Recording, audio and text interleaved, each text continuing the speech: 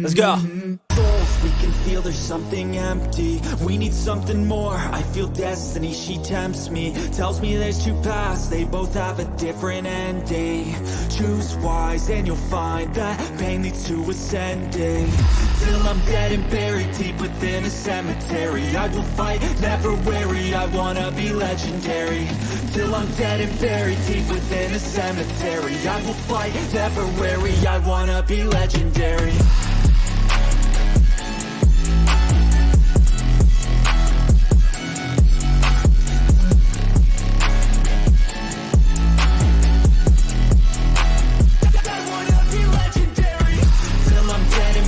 Deep within a cemetery, I will fight, never weary, I wanna be legendary, till I'm dead.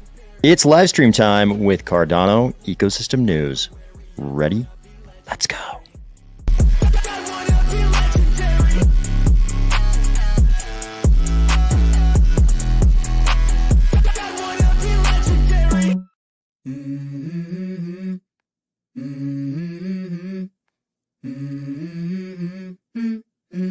Let's go. Hey, how's it going, everybody? We have Cardano Ecosystem News here with us today. I think it's going to be a great live stream. How you doing today, Timmy? I'm good. Let's get some meows in the chat. It's spring. The spring is here. The snow is melting in northern Canada. My owners are out shopping for the day, so I've got the whole house to myself. It's going to be a good day. What kind of temps are we talking about out there? Is it like are we talking about like normal warm spring temperatures, or do you guys have like the much more frigid spring temperatures? No, well, there's still like a few meters of snow outside, and so like I think what's actually really cool is like I'm in northern Canada, and so we have like we had a bunch of northern lights recently. There was this huge magnetic storm, and so we've had some pretty wild weather. And actually, I think America's having like some pretty bad weather today as well. I don't know if you've looked into that, but we're talking minus 19. So minus 19 is the low, minus 15. So kind of in that range. And that's Oh, that's on. Celsius, right? Celsius. Yeah, that's Celsius. So hold on. This is okay. Fahrenheit -5 to positive 15. Balmy springtime in northern Canada. I love it. We've actually had I believe the aurora borealis that you're talking about did reach down into some of the northern US states. I think they got it in Montana, parts of New England, which amazed me. I didn't think that ever happened.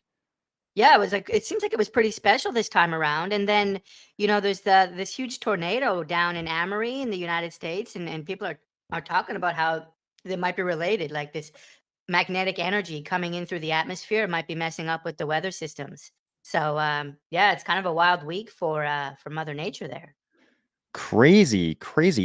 So it looks like we've got a few people in the chat. Where's everybody at? I think we know. I think between Timmy and I, we actually know almost everybody in the chat. But if you don't mind, let us know where everybody's at today. It's definitely a smaller live crowd today, but we just kind of threw this together.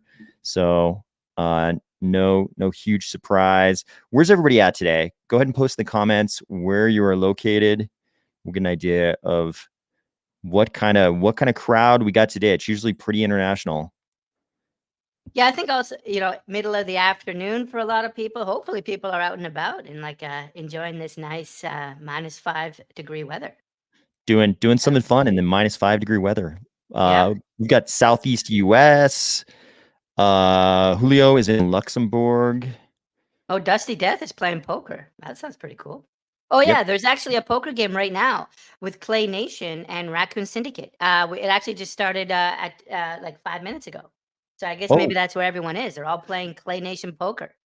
Yeah. Oh, that could be. We've got a Sweden. We've got Michigan, Croatia. Let's see. Zoo Tampa. Oh, Tampa, Florida Zoo. Okay. Tampa, Florida Zoo. Okay. Yep. UK. Here's a poker. Yep, there you go. Dusty Death playing poker right now. Seattle, another Michigan, Texas. Dorian is in The Hague. Actually, Texas is something I want to talk about today. Texas is kind of leading the way for us here. That'll be good. Okay, yep. Absolutely. Gold Coast of Australia. Zoo Tampa. Northern Hemisphere. Fair enough. Fair enough. Sunny New Zealand. Mark is in Australia. Czechia. Okay. Is that Czechoslovakia then, or what's Czechia? Yeah, I think that's the Z I'm not accustomed to, but I think we're talking about the nation state we used to call the Czech Republic during Soviet times. It was Czechoslovakia, and more recently Czechia. Interesting. Yep. Czechia, we've got Czechia and Slovakia now. Well, Texas. look at that profile photo from Adam Wamley there. That looks pretty cool. Oh, let's see. Let's check it out. It looks almost like a spy. It's like a robotic army of spies here. Yeah, bionic spy. That's good. We'll take a bionic spy. Flyover country USA, Quebec. CM says, "What's up, AOS and Timmy?" Bonjour, mon ami. Ça va bien à la Québécois? Actually, I lived in Montreal for 12 years. Oh, you did? Yeah. So I spent a lot of time in Quebec. Visited Quebec City a few times. Oh, interesting. Yep. Oh, Mr. Token, Vancouver Island. I also spent maybe 14 years on Vancouver Island. Beautiful, beautiful area of Canada. There's a few YouTubers I watch who are constantly doing stuff on Vancouver Island. Seems beautiful, but terrifying in some ways. Yeah. Given the wildlife, but beautiful. I don't know if you've seen like Alone, the TV show Alone. Oh, yeah. That's so cool. They dropped them out there, and they've been on Vancouver Island a whole bunch. The first season was Vancouver Island. Oh, that's right. Yeah, that's right. Yeah. Grayskull's in Yorkshire. CM's in London. Wolves is saying, hey guys, long time no see, Timmy. Philadelphia, Virginia, Vancouver Island. Got a Vancouver proper. Is going very well. Thanks. Marc Andre says. Oh, you speak French, AOS? No, I used to be able to.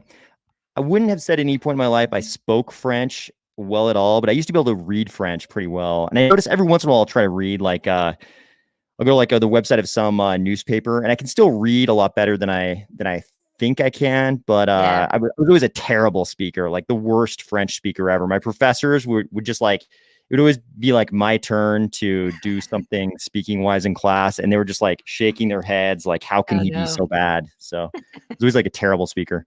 Newark, California. I didn't even know there was a Newark, California. Netherlands. Okay, so we've got all kinds. We've got people from all over. This is good. We always have like a very international audience, so this is fantastic. So, okay, you mentioned Texas. So, well, yeah. I think we should maybe ease our way into this a little bit. But Texas and Florida, I think, are kind of the vanguards of crypto sanctuary, right? It sounds like I mean, this is going to be a big topic, but crypto is under attack. All kinds of stuff happening. We can go through it, but it feels like there's a light at the end of the tunnel, maybe, that leads towards Texas. Yeah, it's really interesting. I thought it was interesting. So Balaji, when he was interviewed by Anthony Pompliano, he cited, his advice. It's kind of funny because he's really interesting.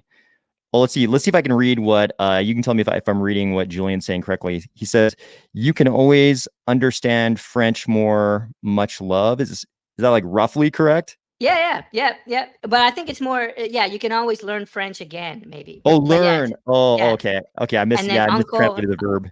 Encore is again. So, you can always learn French again. Yeah, mon chéri, much love. Yep. See, that'll give you an idea of how bad and rusty my French is, but I can almost read super basic French. Are there other, like, do you speak other languages? Like, is that like Spanish or yeah, so part of the reason the French got so rusty. I actually kind of revived my French a little bit about a little bit. I won't say how many years ago, but a number of years ago. But there was an intervening event which required I focus all of my language learning skills on another language. So I kind of had to focus everything on that other language, which and it's so different. It's so different from Latin-based languages that it definitely made it harder. it definitely threw some kinks in the French comprehension neural pathways. But Interesting. You talk about like an event that forced you to learn another language. It reminds me of someone else who's recently been learning another language in a hurry. His name is Do Kwon. Maybe we'll talk about him a little bit later. That could be another fun story. Oh yeah, like yeah, Do Kwon. I kind of saw rumors. So yeah, we should talk about it right now. I kind of saw rumors. People were implying that that Do Kwon was in Belgrade, that he was in Serbia, and it kind of made sense to me, right? Because Well, if you're Do, who is Do Kwon? Like super quickly. okay. So Do Kwon is the Luna. I'll put it the pejorative way. He was the Luna Terra mastermind, right? He would have said, Yeah. founder and ecosystem leader of Terra Luna, but I think now we can just say mastermind. And And a then when big, everything, yeah, big stable coin that went bust and, wanted by the South Korean authorities and fled. yep, fled. It was unclear. Like it sounds like when everything went down, maybe he was in Singapore or somewhere Yep. else, probably outside of Actually, Korea, and then he just like he was like I in the think wind. Terra Luna might have been registered in Singapore. I believe so. I Yeah, believe yeah, their corporate domicile was in Singapore, right? yeah. And then he was kind of in the wing. He did a hilarious podcast where they had Martin Scraley, who Yeah. did some jail time, and he like hilariously told Do Kwon jail's not that bad. And you could tell Do Kwon could just like feel it in his bones. Eventually, that's where he was going to end up. I love that period when Squarely was talking about FTX and like all this other stuff. There was a period there. Right now it's all Balaji and Pump, but let's go back to Belgrade. So Yeah, yeah, yeah. We you're on the were seeing trail. the rumors. We were seeing the rumors that Do Kwon was in Serbia, which made sense because if you're gonna hang out somewhere, you're gonna want to go somewhere where you're as beyond the reach of the American diplomatic legal arm as you can. And obviously, Serbia is a much better pick than almost anywhere else in Europe if you want to be beyond the reach of American diplomatic powers. Yep. So then he actually got caught in Montenegro. He tried to jump on a plane in Montenegro to fly to Dubai, the reports I saw. But Do Kwon, being the genius mastermind he is, he jumped on the plane with multiple passports. I believe the one he got caught with was the Costa Rican passport because Do Kwon obviously looks extremely Costa Rican. And And he had he also, I saw a Hawaiian driver's license as well. Like that's an interesting choice. At like, I wouldn't try to like fake American ID. And it looked like the expiry was from 2014. So I don't know if that's real or fake. yeah, that's interesting. I wonder if he might have picked that up in his travels. Maybe he just ran into somebody while he was Oh yeah, traveling yeah. and was like, "Hey, do you have any old ID documents?" And they were like, "Oh, I've got a expired driver's license from Hawaii you can have." He's probably like, "Great, take $10,000." Yeah, or like a million Terra Luna. All right. Yeah, I've got something better than dollars. Yeah. Yeah, so Yeah, they finally got him. So we'll see. I understand America has an extradition request, but there's other jurisdictions that want a piece of him as well. Do you know like where his first stop is? I don't know. That's a good question. That's what everybody was kind of kind of asking the question. Will he get extradited to South Korea or the U.S.? I Yeah. mean, it doesn't make any sense to me for him to be extradited to anywhere but South Korea. I think his next stop is probably Seoul. But what do you think? What's your guess? Well, I mean, I would say either South Korea or the United States. You know, the United States likes to handle these guys. You saw what they did with El Capo and his son. And so El Chapo, I think. And Yeah. so, Yep. yeah, like in my experience, if they have any claim, they want them to be in their country.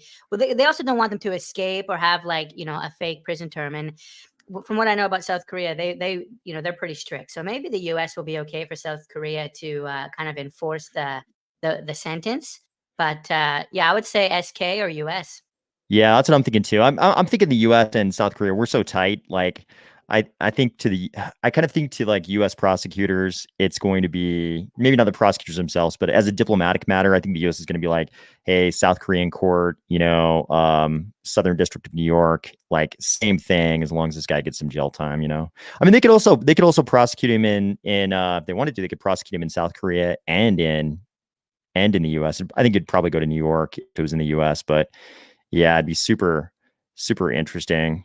Yep. Um, So that was Do Kwon, and this was kind of a preamble to this Texas discussion, and a question I have for you is, and actually we started by talking about languages. We've been all over already, but yeah, let's say for whatever reason, like you had to move to a country, like other than the U.S., right? And like other than any other country where you currently have a residence, right? Let's say you had to flee because crypto was banned in all the countries that you currently have a passport. Let's just say that. Where would you go? Where is the crypto sanctuary? So I know, and this might be interesting to some of our audience, and maybe we can first talk about international, and then we can get into like Texas and Florida. But I know Portugal is like a crypto, it's been seen as like a crypto haven because they have like this 10-year kind of tax-free period. I've understand. I'm not a tax accountant or anything. This isn't financial advice, but I know like there's some tax benefits there. So Portugal is maybe near the top of my list. We were talking about Dubai a second ago. Here's a question. Why does everyone go to Dubai? Maybe that's one question I have for you. And then where would you go if you had to flee with a bunch of crypto and no fiat? mm, And not that mm. I'm planning on yeah, Yeah, no, no, there's no reason behind this question. I'm not on the run, but I think it'd be fun to talk about. yeah, we're obviously just discussing this academically. Yeah. Yeah, so I think the reason why people go to Dubai is because the perception, at least, is that it's there's a lot of available investment funds there, and it's something that feels a lot more like unfettered capitalism, right? It's like Right, okay. I think you and I have both been in places where you sort of look around and you're like, wow, it's way easier to do business here than Yeah, it is in the US. yeah, And it's like the US it's way easier to do business in the US than it is in some other places. But it's like the impression I get is that people go to Dubai and they're like, man, it really does start looking like it's a much less restricted form of capitalism. It's just much easier to do business, much more pro business. And there's a huge right. expat community there already. It's they're building, it's like a society being built right now. So it seems like there's like limitless possibilities. And so I see this comment from Julian. Is there good tax treatment there? Is there no capital gains at all? Even Yeah, on like Julian. Yep, yeah, Julian you points got out right to no. the root of the issue. I think this might be the actual reason. Like I think Julian kind of hit the nail on the head then. So no capital gains, and I guess crypto isn't like blacklisted or anything like that. Yeah, I mean, the capital gains is a weird thing when you think about it. So in the US, capital gains tax is, I believe it's currently either 15 or 20%, which is crazy. And this is how, I mean, you could, if you make huge capital gains, so this is like if you own an asset like equities or crypto or something like this, not giving any tax advice here, not a tax professional at all, but if you own an asset, you experience capital gains on that asset. So in a place like US, you might pay 15% or 20%, depending on how much money you made. The current administration wants to shoot that directly up to whatever God, tax what does bracket it that would do? put you Oh in. man, geez, I don't know. Here, it's half of your basic income tax rate. So if you're making Okay. above $100,000 from other income, your rate is maybe 40%. What you'll take half of that rate. Well, basically half of your capital gains is taxable. So if you make $1 million on capital gains, you pay tax on $500,000 of it. It's basically how it Oh, works. that's nice. Yeah, So so it's at half. Yeah. dude, that's pretty nice. I like that. I think it'd be pretty disastrous for the U.S. to pass what the Biden administration is suggesting, going to regular tax rates. I mean, let's face it, capital will flee. I mean, capital is going to places like Dubai because it feels a lot more like unfettered capitalism Mhm. when you have a no capital gains regime. I've had people tell me this is the case in certain jurisdictions like Switzerland as well. Anybody in Switzerland can tell me if that's true. I've heard there's no capital gains tax in Switzerland. Nito says capital gains is taxed as regular income here in Norway, 32%. Yeah, that makes sense. Yeah. That's about what I would guess. But that Norway. 32% maybe depends on like your regular income tax rate, I would guess. So like I mean if you have very low income like 15K or 10K a year, yeah, let's imagine that's low for a second. Then but yeah, I wonder if it would still be 32%. That seems high. Yeah, yeah. This It- is Okay, just income tax on gains. That almost sounds like capital gains tax. there's no. Let's see. Which one were Oh, you there's looking no, at there? or is he this Curly Knox one that you have up? Oh, okay. He says there is no capital gains in New Zealand either, just income tax on gains. So this is two different things, right? There's the possibility that you're paying your normal income tax bracket on your capital gains, which would be worse than what you've got in both we got in North America generally. And then you've also got this situation where there's no tax whatsoever on capital Yeah. gains. And Oh, I that's see like, what you mean. Yeah. Yeah. yeah, that's like the ultimate if there is no tax on Yeah. capital gains, which is a different way to conceive of gains on something you own. Because the people in jurisdictions like that have told me it's like you own it. Why would you pay Yeah. taxes on it? You already acquired it somehow. That Yeah, was it's the, kind of ridiculous. that was the So taxable event for whoever you acquired it from, or maybe you if it was paid to you as income or something. There shouldn't be taxes on the back end when you sell it again. yeah, so I think Canada, well, Canada actually has the same here then as New Zealand. Like, there's no capital gains tax, but you pay income tax on your capital gains, but only half of the amount is how it works, and you just pay it at your income tax rate. South Korea right now, and I'm not, well, I'm not Korean and I'm not a tax accountant, but I understand that for now they don't have any tax on crypto. So they have capital gains tax, but no tax on crypto. But I think every year they're talking about changing that law from the year 2000, 2001. Right now they're talking about maybe next year, maybe 2025. But from what I understand, there's no crypto tax in South Korea, but there is capital gains tax. Beautiful. Yep. Dave T says no capital gains tax in Singapore.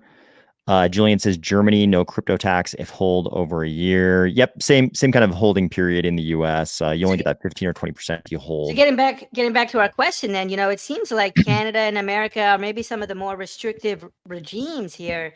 Where would you go, like Army of Spies, if you had to flee? Let's say, no Portugal, no Dubai. Is there anywhere you would go? And I guess it's a mix of like the crypto tax and legislation, but also like quality of life. Like, where would be a good place to chill if you were Do Kwon?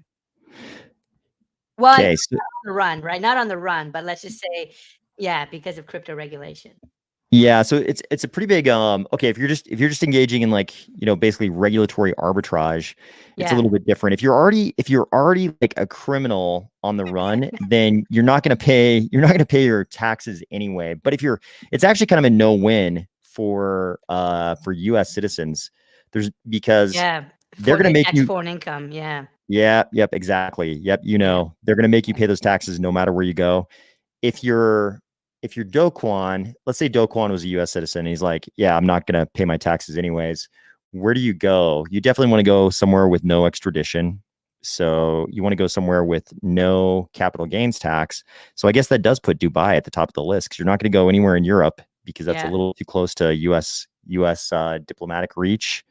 You And want you a think, super modernized, high standard yeah. of living, jurisdiction. Dubai's, yeah, it's got to be the top of the list.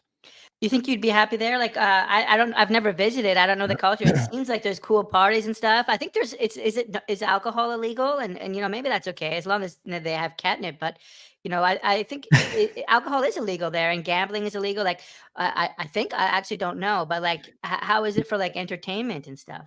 I can't comment too directly, but I know there's it's sort of a different regime for the expats that are over there, and there's Oh, interesting. definitely alcohol consumption going on. Okay. It All right. definitely happens. All right. Very good. Yeah. So I mean, he didn't make it though. Obviously, he got nabbed at the airport. So no Dubai for Do Kwon, which was kind of interesting. But that was I thought it was good that he got caught. It would have been Yeah. I feel like it would have been a bad situation if he was just kind of gallivanting around, popping up on live streams here and there. And what I love the most is he tried to pretend like he wasn't on the run. Oh, wow. When Was he on our live stream? I actually didn't see any of that.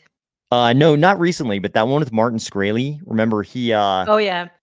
that was Kobe. It was Kobe and Ledger and Martin Scraley and Do Kwon, and maybe there was somebody else there, but he was like trying to claim that he wasn't on the run on that live stream, and people are like, okay, fly to New York and see what happens. Fly back into Seoul, see if you feel like you're on the run then. Yeah, I don't know. I guess because he was like sitting down for 5 minutes, he's like, "Yeah, I'm not. I'm not running right now. I'm not on the run. Okay, Catching my breath." Dave T answered your earlier question. Alcohol is fine in Dubai, but expensive. It is licensed to buy personally. Bars have to be attached to hotels. Okay, that's consistent with Okay. what I've like seen. Yep. Um, So so this is international, and so let's bring it maybe closer to the US then. It sounds like so the US is really interesting. We can talk about the Coinbase thing. We can talk about Kraken ACH. We can talk about NASDAQ becoming like a Bitcoin custodianship by the end of the quarter. It's like all over the place. And then you've got Texas and Florida. I've just threw out 4 things. What stands out to you there? so it's really interesting. I think a lot of people are focused on oh, this is interesting. Sorry, this distracted me. There's one exception for bars being attached to hotels in Dubai, the Irish village near the airport port. Pretty sure it's a stonemasons agreement. To Is be honest. stonemason like Freemasons? Or is Yeah, that yeah, yeah. that was my question. You're talking about the Freemasons. That's awesome. Yeah. So okay. So it's interesting. A lot of people are focused on. I think this came up a lot recently because Balaji, when he was on Pompliano's podcast, he asked him, like, okay, you've spent a lot of time describing exactly how we got into this crazy banking crisis. What is your advice for people? And of course, his advice was, um, just buy Bitcoin. If you're a normal person, just buy Bitcoin. And when I hear Bitcoin maximalists, even though Balaji claims he's not one, when I hear people like him talk about Bitcoin, in my mind, I pretty much just substitute the phrase "good crypto" for Bitcoin, Yeah. because they're obviously like Bitcoin partisans, and I think probably both Timmy and I and everybody in Cardano have talked a lot about Bitcoin versus Cardano, all those kind of things. So we don't need to go into that today, but he said, if you're going to be outside the US, you probably want to go somewhere like El Salvador or Dubai. When I hear people say stuff like that, I think there's a pretty big difference in, even though it's rapidly exponentially improving in El Salvador, pretty big difference in sort of like the level of crime and quality of life type metrics between El Salvador and Dubai. Those are still very different places, although I think Bukele is obviously transforming El Salvador in a way that we haven't seen many countries be transformed in such a short amount of time, like ever. But then when he was talking about the US, though, he said, if you're in the US, you probably really want to go to Texas or Florida. And I kind of wondered why he didn't include Wyoming when he said that. Because to me, when I think about the most like pro crypto jurisdiction in the entire US, I think of Wyoming.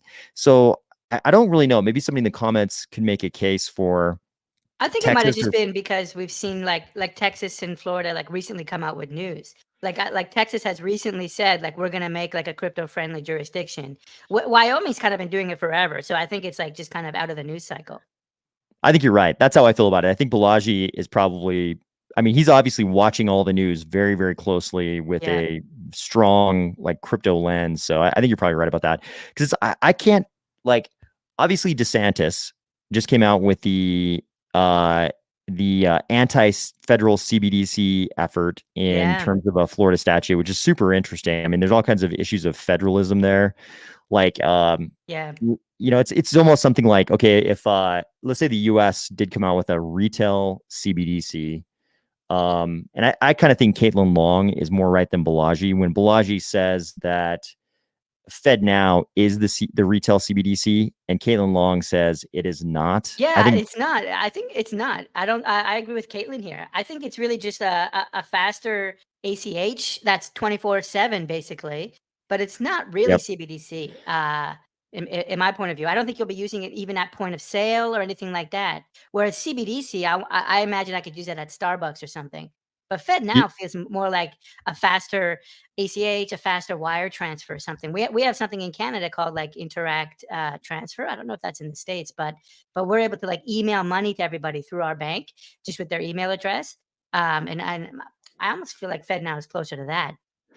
Oh, we actually have some things like that in the US as well that kind of operate via things like email. I've used that kind of like both domestically and globally too.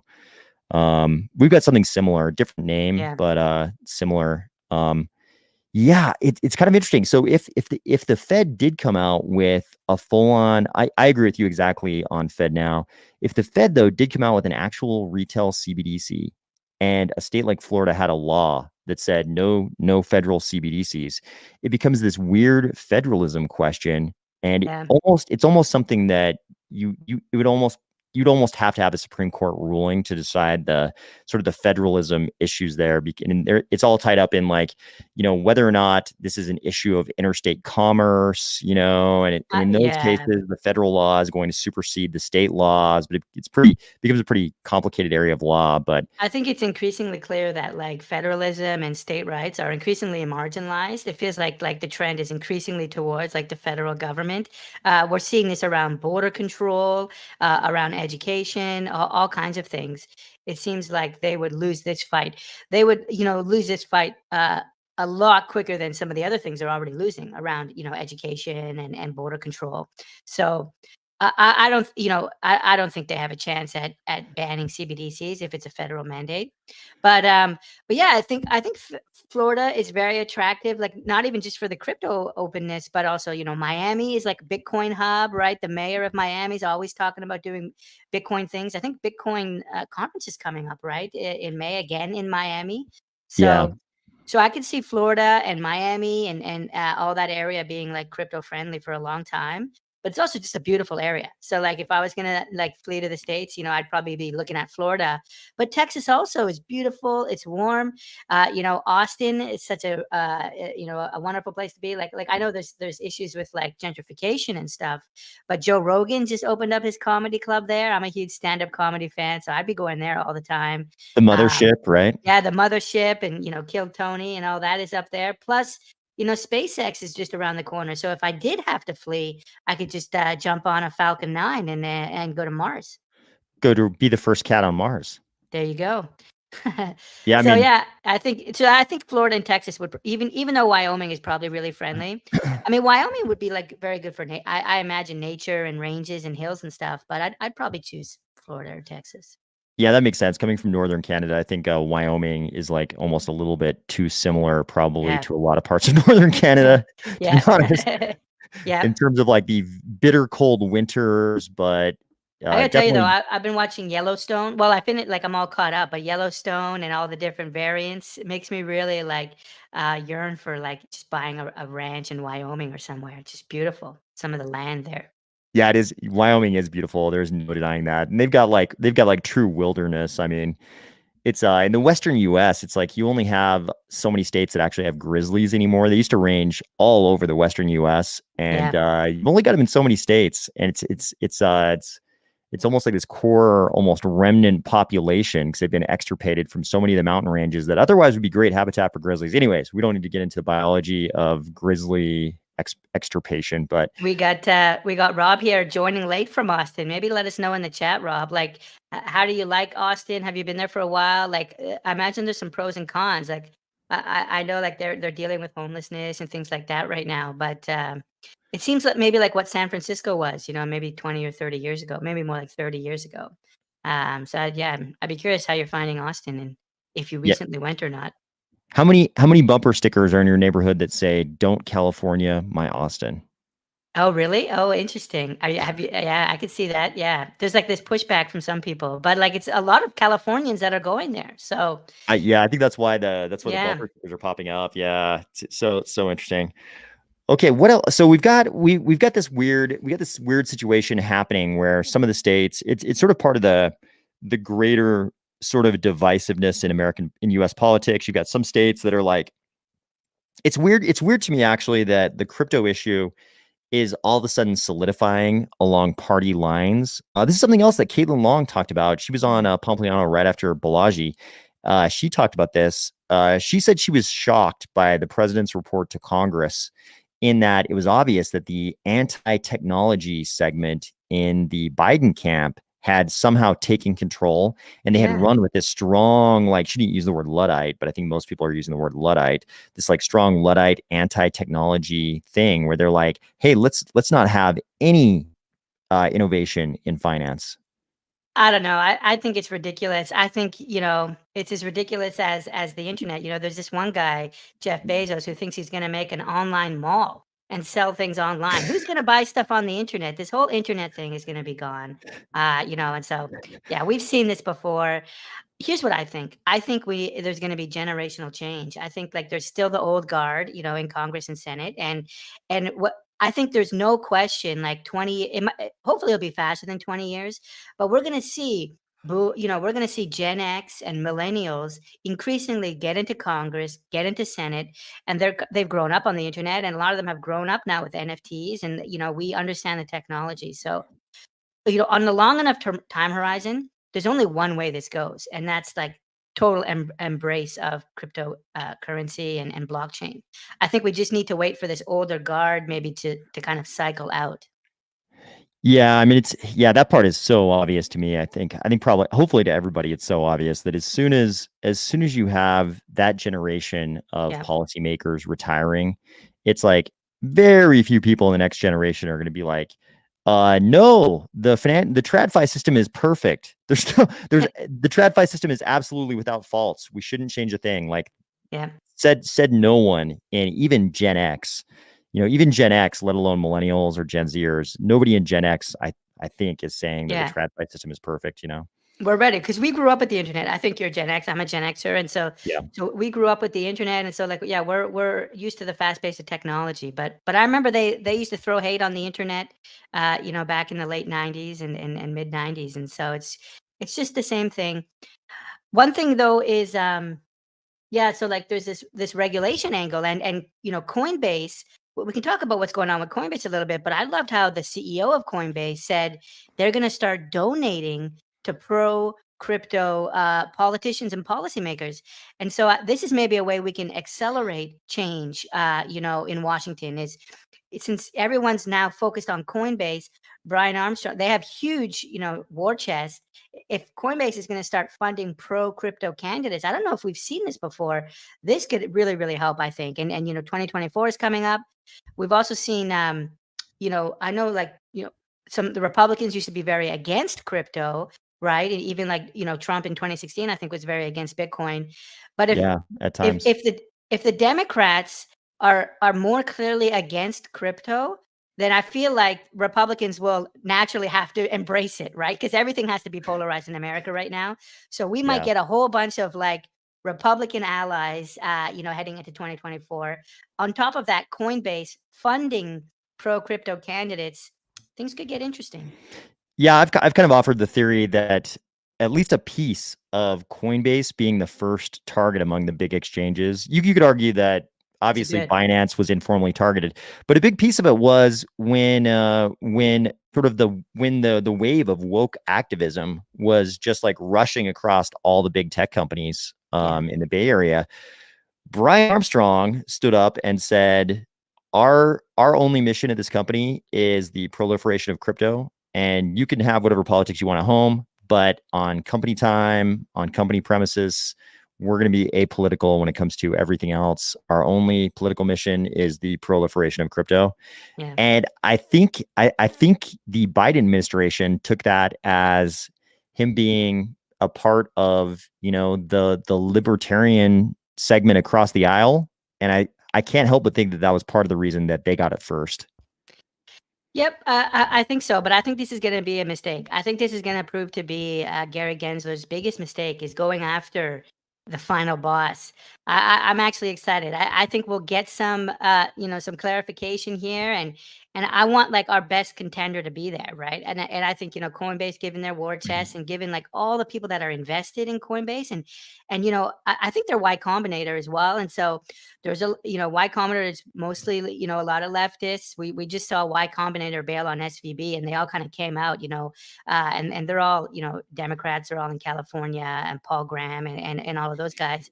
And so when they start going after Coinbase, all those guys are going to start aligning against the SEC and against, the anti-crypto politicians. So the lines are going to get really blurry really fast. Yeah. And I mean, Coinbase they've known this day was coming for a long, long time. They've been preparing for it. Like all these blogs we've seen from Graywall, who is their chief legal officer. Like he wrote a whole blog, which basically lays out their defense of their staking program. They recently wrote, within hours of the news breaking that the SEC had sent them the Wells notice, they already had this like huge response to the Wells notice, laying out how, you know, they don't think they've traded any securities. What did they say? They've listed like, I forget the number, like 240 securities out of the, you know, like whatever, 2,000 or something that have applied. But I mean, they're in kind of a tough situation. Like I did a whole thing where I went through Graywall's defense of their staking, and it's pretty obvious to me that a reasonable judge could side against them. But wow. you know, I think it is only because our securities laws are so broadly written. They're so broad. You know, I won't delve into the topic, but it's like it's very easy to go through that list of 240 securities that Coinbase has listed and make an argument about one of them. Just pick the worst one. Make an argument about the worst, least sympathetic token in that entire collection. And I think there are definitely a lot of judges out there who you could convince, you know, at least one of those 240 tokens are securities. So that's kind of problematic. But that also doesn't mean that it won't take 10 years. Well, I think there's two issues at stake here. Zooming out a bit, are they an exchange? Have they been selling what SEC considers regulated securities? Have they been illegally selling securities? And then the other issue is this whole staking issue. And you know, there's some speculation that SEC's first angle of attack might be these staking services and, you know, custody staking services and things like that. And I say this because, you know, Brian Armstrong's first defense was that, and this is remarkable, when they filed their S1 filing to become a public company, they talked about their future business and that they would be doing staking services in the future. And the SEC basically, approved that S1 filing. And so we understand that, like, you know, this staking business that they've been doing should be okay. Like it feels like the SEC has already blessed it. And when the Wells notice announcement came out, Brian Armstrong, the Coinbase CEO, started talking about the S1 filing. And so I feel like the first angle of attack might be the staking issue. And we also just saw them go after Kraken, I think it was, for the same thing. And then there's this regulated, are they selling regulated securities as an exchange? And that's a different issue because from what I understand, Coinbase actually was approved to become a regulated exchange, but then it wasn't processed. And so it's like stuck in limbo. They got like early registrations approved to be like the NASDAQ or the NYSE, but like it didn't go all the way through. So there's two issues here: selling unregulated securities, and then the staking issue. Yeah, I mean, on the actually registering as like a 34 Act securities exchange, anybody can apply. Like you can apply all you want, and the SEC can turn you down, you know, all they want. But it is interesting. I believe that the S1 registration statement of Coinbase actually went active a couple months after Gary Gensler was even in office. I say office, but when he was on his throne as SEC chairman, I believe it even went active after he was there, which is, I mean, that's the biggest stumbling block for the SEC. How are they going to reconcile that? Some judge, you know, because Coinbase is going to make all the arguments that you're describing, like, hey, how can you say you're doing an effective job regulating the industry when I know some people hate it when we call crypto an industry, but to Coinbase, it is an industry. How can you say you're doing a good job regulating the industry when you allow us to register knowing exactly what we were doing then, what we've done in the past, and that's the same as what we're doing now? And then, you know, just a short number of, years now, just a couple of years later, you all of a sudden hit us with this Wells notice. Like, how is that good registration? You knew everything back then and you okayed the registration statement, yet now here you're saying we're violators. So that's going to be hard for them to reconcile. That's a problem for the SEC, but man, it's like the securities laws are so broad. The judge, you know, it's like it could be the situation that a judge concludes, yeah, SEC, you're doing a bad job. You're not doing a good job as a regulator, but you doing a bad job as a regulator doesn't change my opinion that Coinbase staking and some, you know, whatever number of Coinbase tokens are securities. So it's gonna be messy, dude, and I don't know how long it's gonna take. So kind of plotting the course of the discussion so far, we talked about like safe jurisdictions in the US. We talked about Florida, Texas, and Wyoming. And then we talked about this kind of what Washington is doing and the Democrats, and then this Coinbase lawsuit. I think there's maybe two other things we can talk about, and then maybe we should zoom out a bit. But I think this announcement from the NASDAQ that they're going to support Bitcoin custody is really interesting. And then I think we should talk about what's about to happen in 78 days. 78 days is a very big day for all of us. So, but what do you think of this NASDAQ thing with Bitcoin custody? So Like, what does yeah, that even mean? Why does NASDAQ custody funds? Is this just like investment banks that have funds on at the exchange to help with settling? I haven't even looked at this. I haven't even looked at this NASDAQ news yet, but I think it's always been the case that if you're an administration that wants to get rid of crypto, right? You've got a couple choices. You could take the position, we need to get rid of crypto totally, crypto goes away. Or you take this position, we just have insufficient regulation of this Wild West type industry. So we put in place really high regulatory burdens such that the only people that can fulfill those burdens are the TradFi players. And then you replace all the crypto players with TradFi players.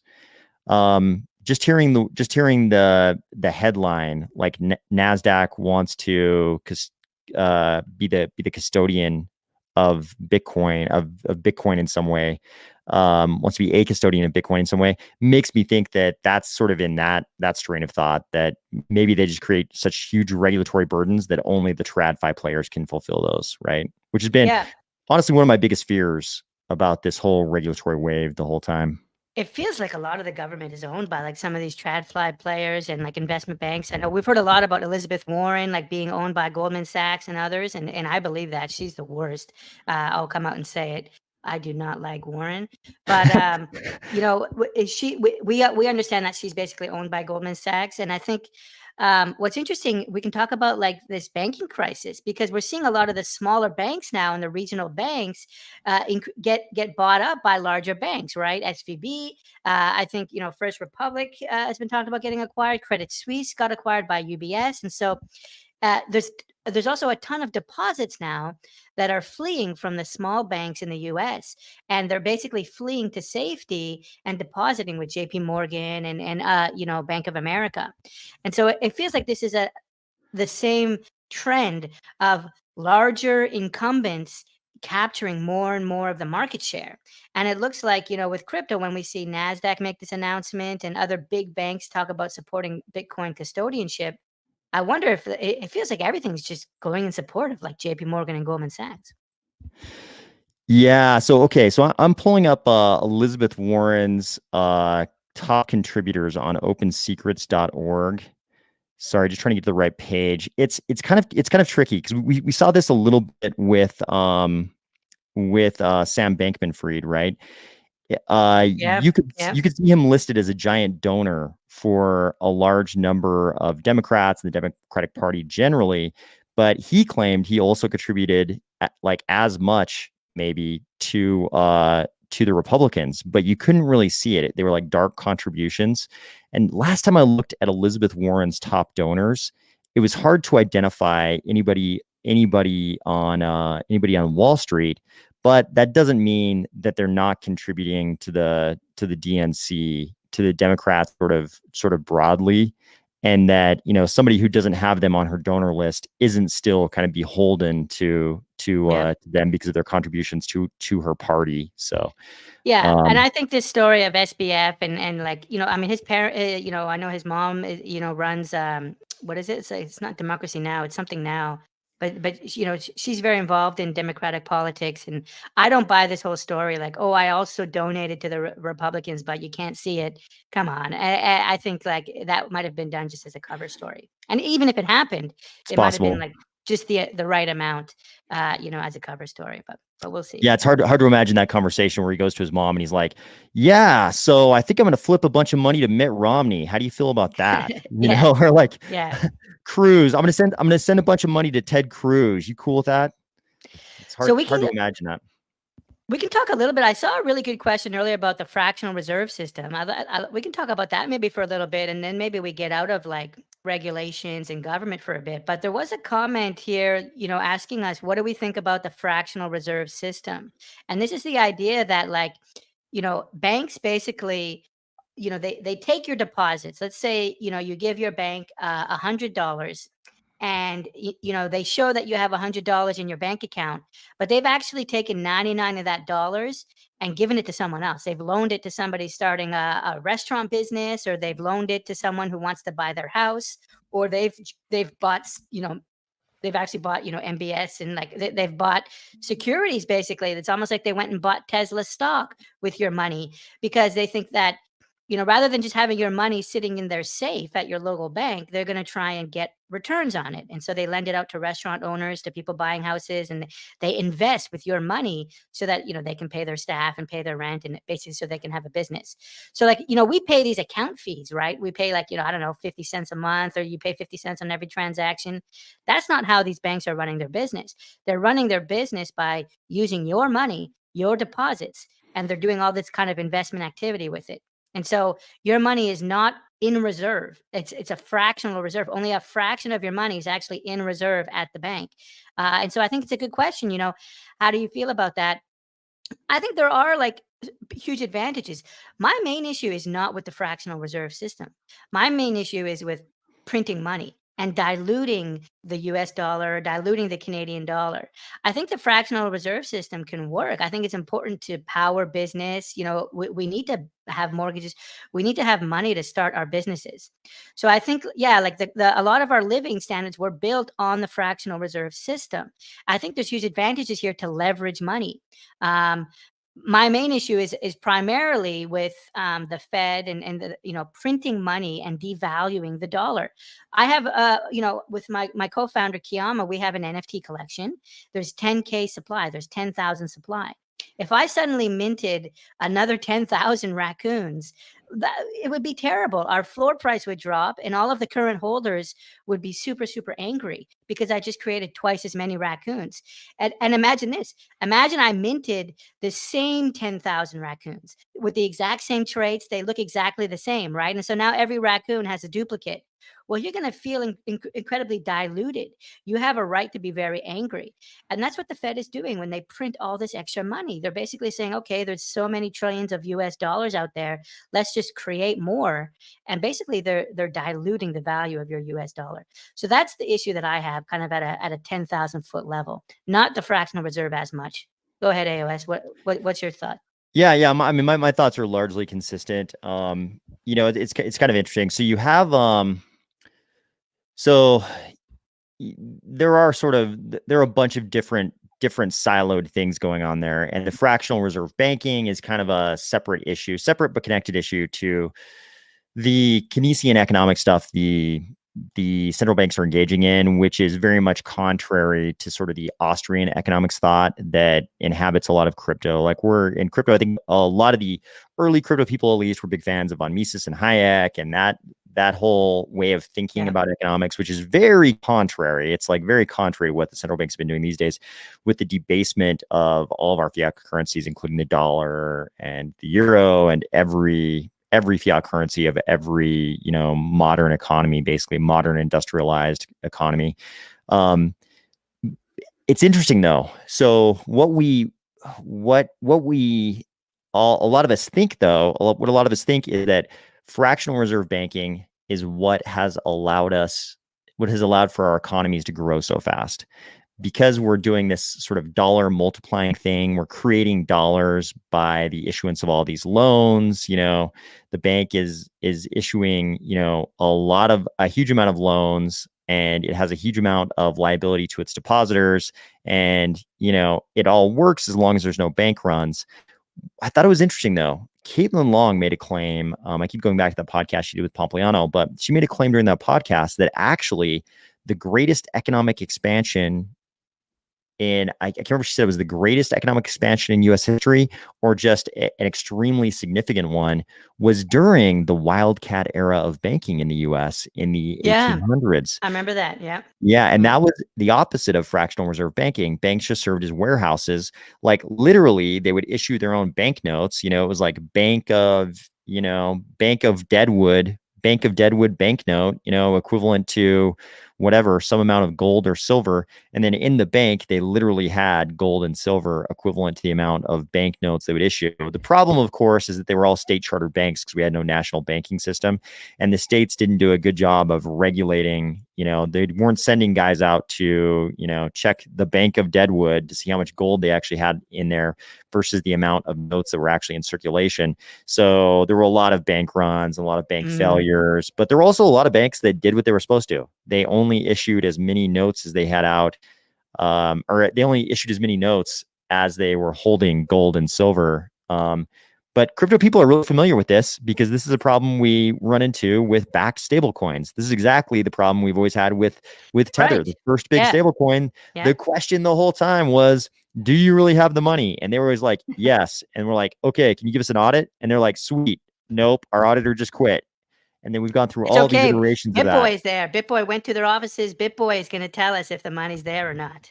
Yeah, the people's auditor is BitBoy. I don't know how the accountants or auditors in the audience will feel about that, if they'll feel like he's a qualified auditor. But audited by BitBoy, like on the filing, that'd be awesome.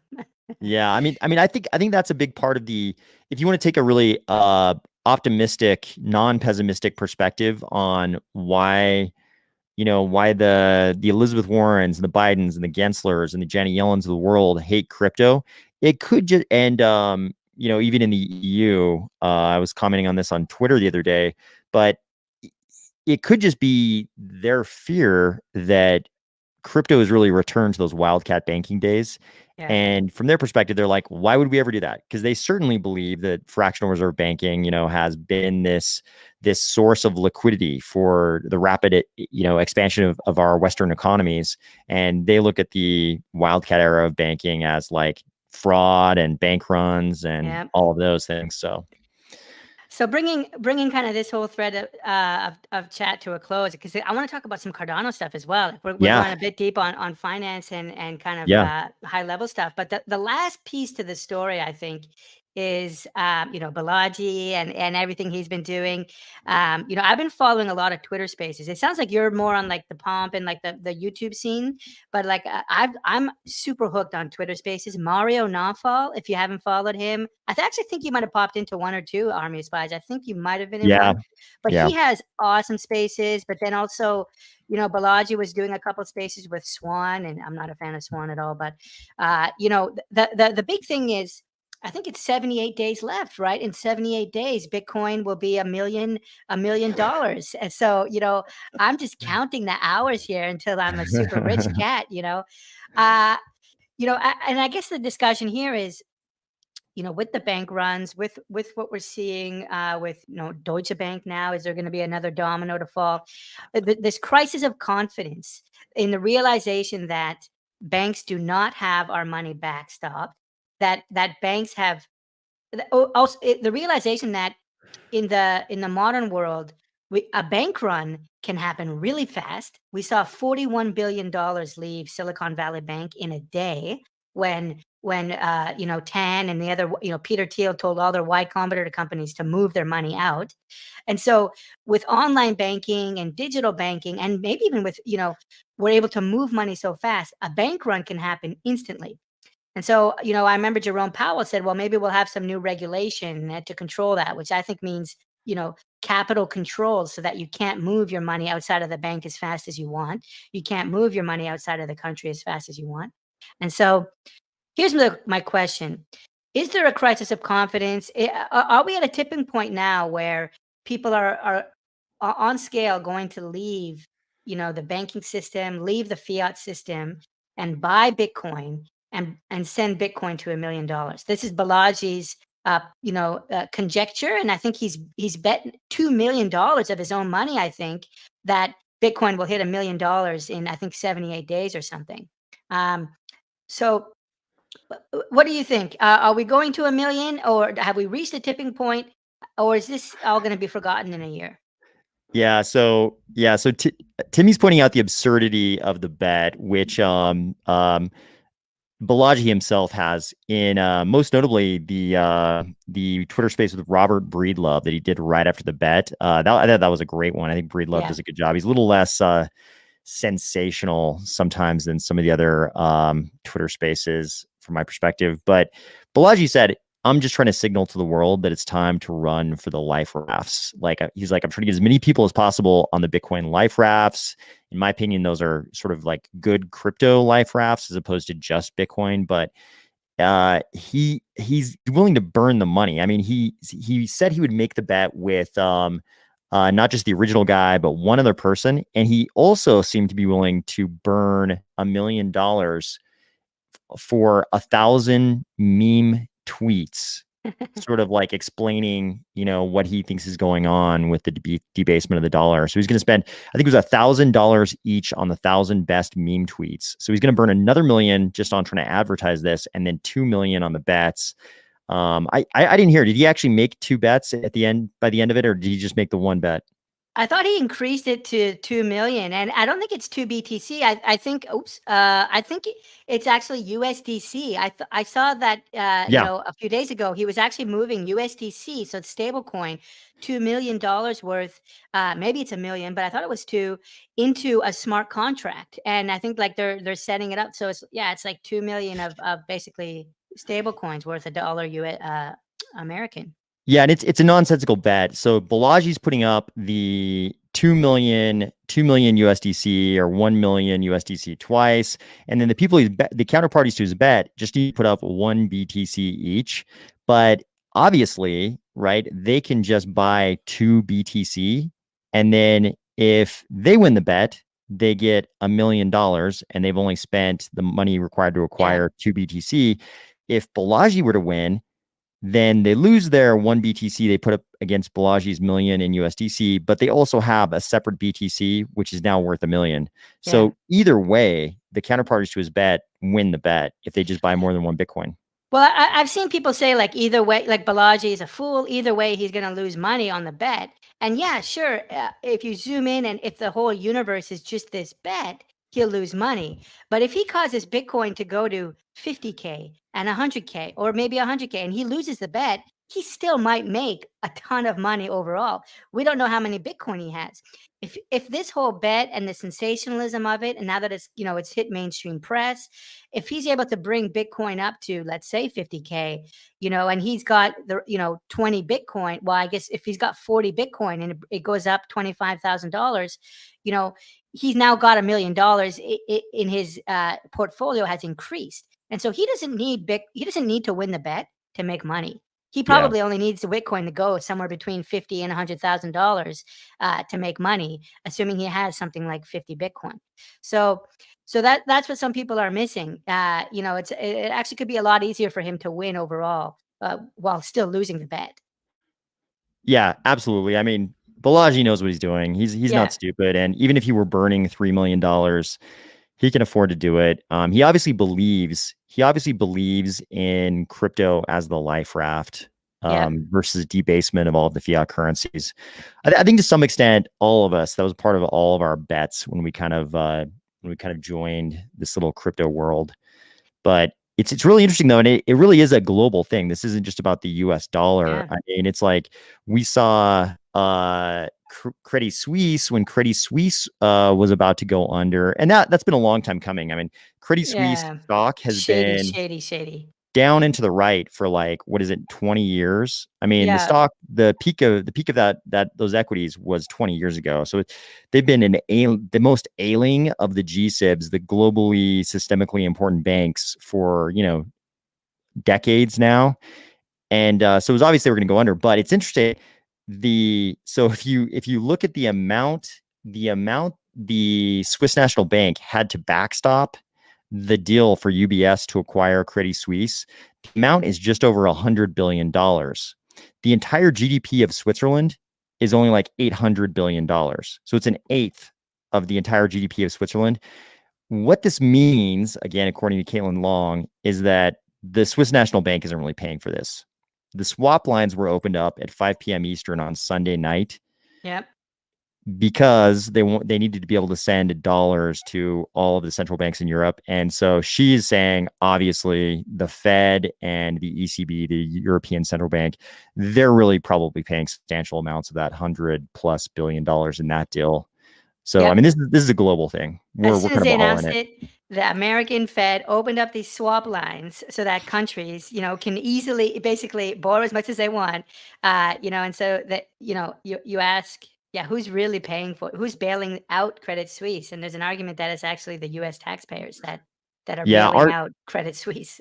Yeah, Arthur Hayes put it beautifully. The swap lines are available to the aforementioned Swiss National Bank, the ECB, Bank of England, Bank of Canada, Bank of Japan, right? Yeah. Those banks.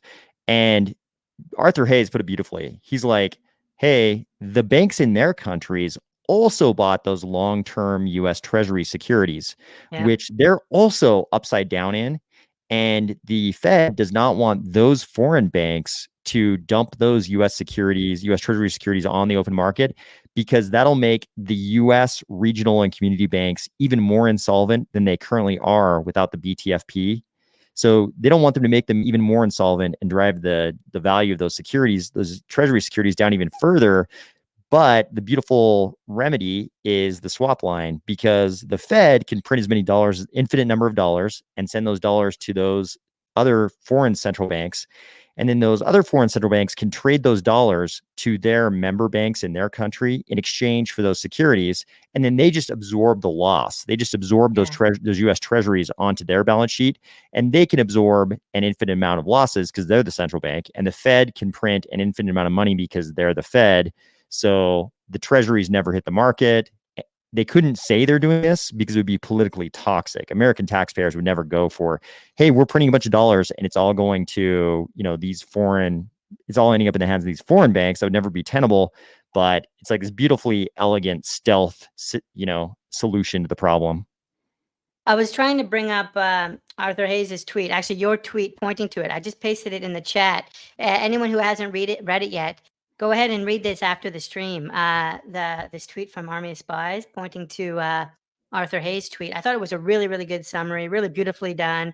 Explains like how the banks got into this mess and why this BTFB, this facility that the Fed made is a joke, and it's just going to keep on going forever and ever. I think like they're saying there's like a 1-year term on it, but it's basically going to get extended forever and ever. And yeah, he really walks through it really, really well. Hopefully that made it into the chat. We might just be a couple minutes behind, but yeah. So maybe beautiful article. Sorry, go ahead. No, I was gonna say maybe we pivot a little bit. We could talk a little bit about Cardano, maybe, and what's happening with Cardano. I wanted to ask you about something I heard in your most recent video, though. Maybe first, kind of before we do Cardano, is Tron, because I'm actually not too familiar with Tron, but we know, like, Justin Sun is now, I think he was, he's getting sued by the SEC, and he was the founder of Tron. But you talked about how Justin Sun is kind of universally, despised, and Tron is despised, and I'm just really totally ignorant. I don't know anything about this, but I do know that Justin Sun offered to buy Credit Suisse, and he's like, hey, I got 1.5 billion here, I'll buy them myself. I thought that was pretty funny. Who is he? What is Tron? Why do we hate both of these entities? So the person who prefers to be known as His Eminence Justin Sun, because he has the diplomatic passport from where is it? Somewhere in the Caribbean. He's acquired himself a diplomatic passport, so he must be known as His Eminence Justin Sun. So Justin Sun, back in the ICO days, the ICO boom of the last cycle, all of a sudden, this new cryptocurrency comes out called Tron, and everybody's like, we've got crypto projects named after sci-fi movies now, and everybody's like, okay. But then people looked at the white paper and they were like, hey, I think whole pages of this white paper have been plagiarized from the Ethereum white paper. And then coders started looking at the code and they're like, isn't this just the Ethereum code? Right. And so Justin Sun, there's like, everybody thinks like, oh, this is going to be the death of this project. This guy got caught. So these are all allegations. I'm not presenting this as fact. These are just allegations that were made at the time. People are like, oh, this project's going to have to die. There's no way this guy can survive this. He's obviously been outed as having plagiarized the code and white paper. Like, the dude couldn't even write his own white paper after he plagiarized the code. For surely this project will die. Justin Sun, in kind of a genius move, comes out and he says, yeah, and I'm very loosely paraphrasing, but basically the sentiment that was expressed was this: yeah, I plagiarized Ethereum. It's good. It's a good white paper and good code. Why wouldn't I plagiarize it? And It sounds like a then Richard Hart move too. We've heard that before. yeah, and then he just kind of rolled forward, and the Tron community was like, yeah, it's all good. Let's march forward. And that's Tron. And I think everybody's been shocked that Tron never seems to die. It just goes forward, and he has ties to a whole bunch of different projects now. I think Wobi isn't he part of Wobi? He's alleged to be one of the forces behind Wobi, and God, it's amazing Yeah. to me that he's been able to survive. Somebody in the comments will probably know more about the whole thing. I'm Oh, curious about Plato this one here. Oh Plato yeah, Crypto yeah. says his excellency. I think you're right. I think he is supposed to be his excellency, maybe not his eminence. His Excellency. But Julian's talking about if looking at the dApps on Tron, you'll understand why they're. I assume you'll understand why they're being hated. I'd love to learn. I don't know anything about the dApps on Tron. I've managed to avoid Tron, but that's an interesting comment. Yeah, he also bought a big kind of P2P project. And even the founders of the project were sort of, man, extremely disappointed. Justin Sun bought, what did he buy? Was it BitTorrent? Oh wow, Yeah, I believe he bought the uh protocol or like one of the clients. I believe he bought the lab entity behind, was it Okay, BitTorrent?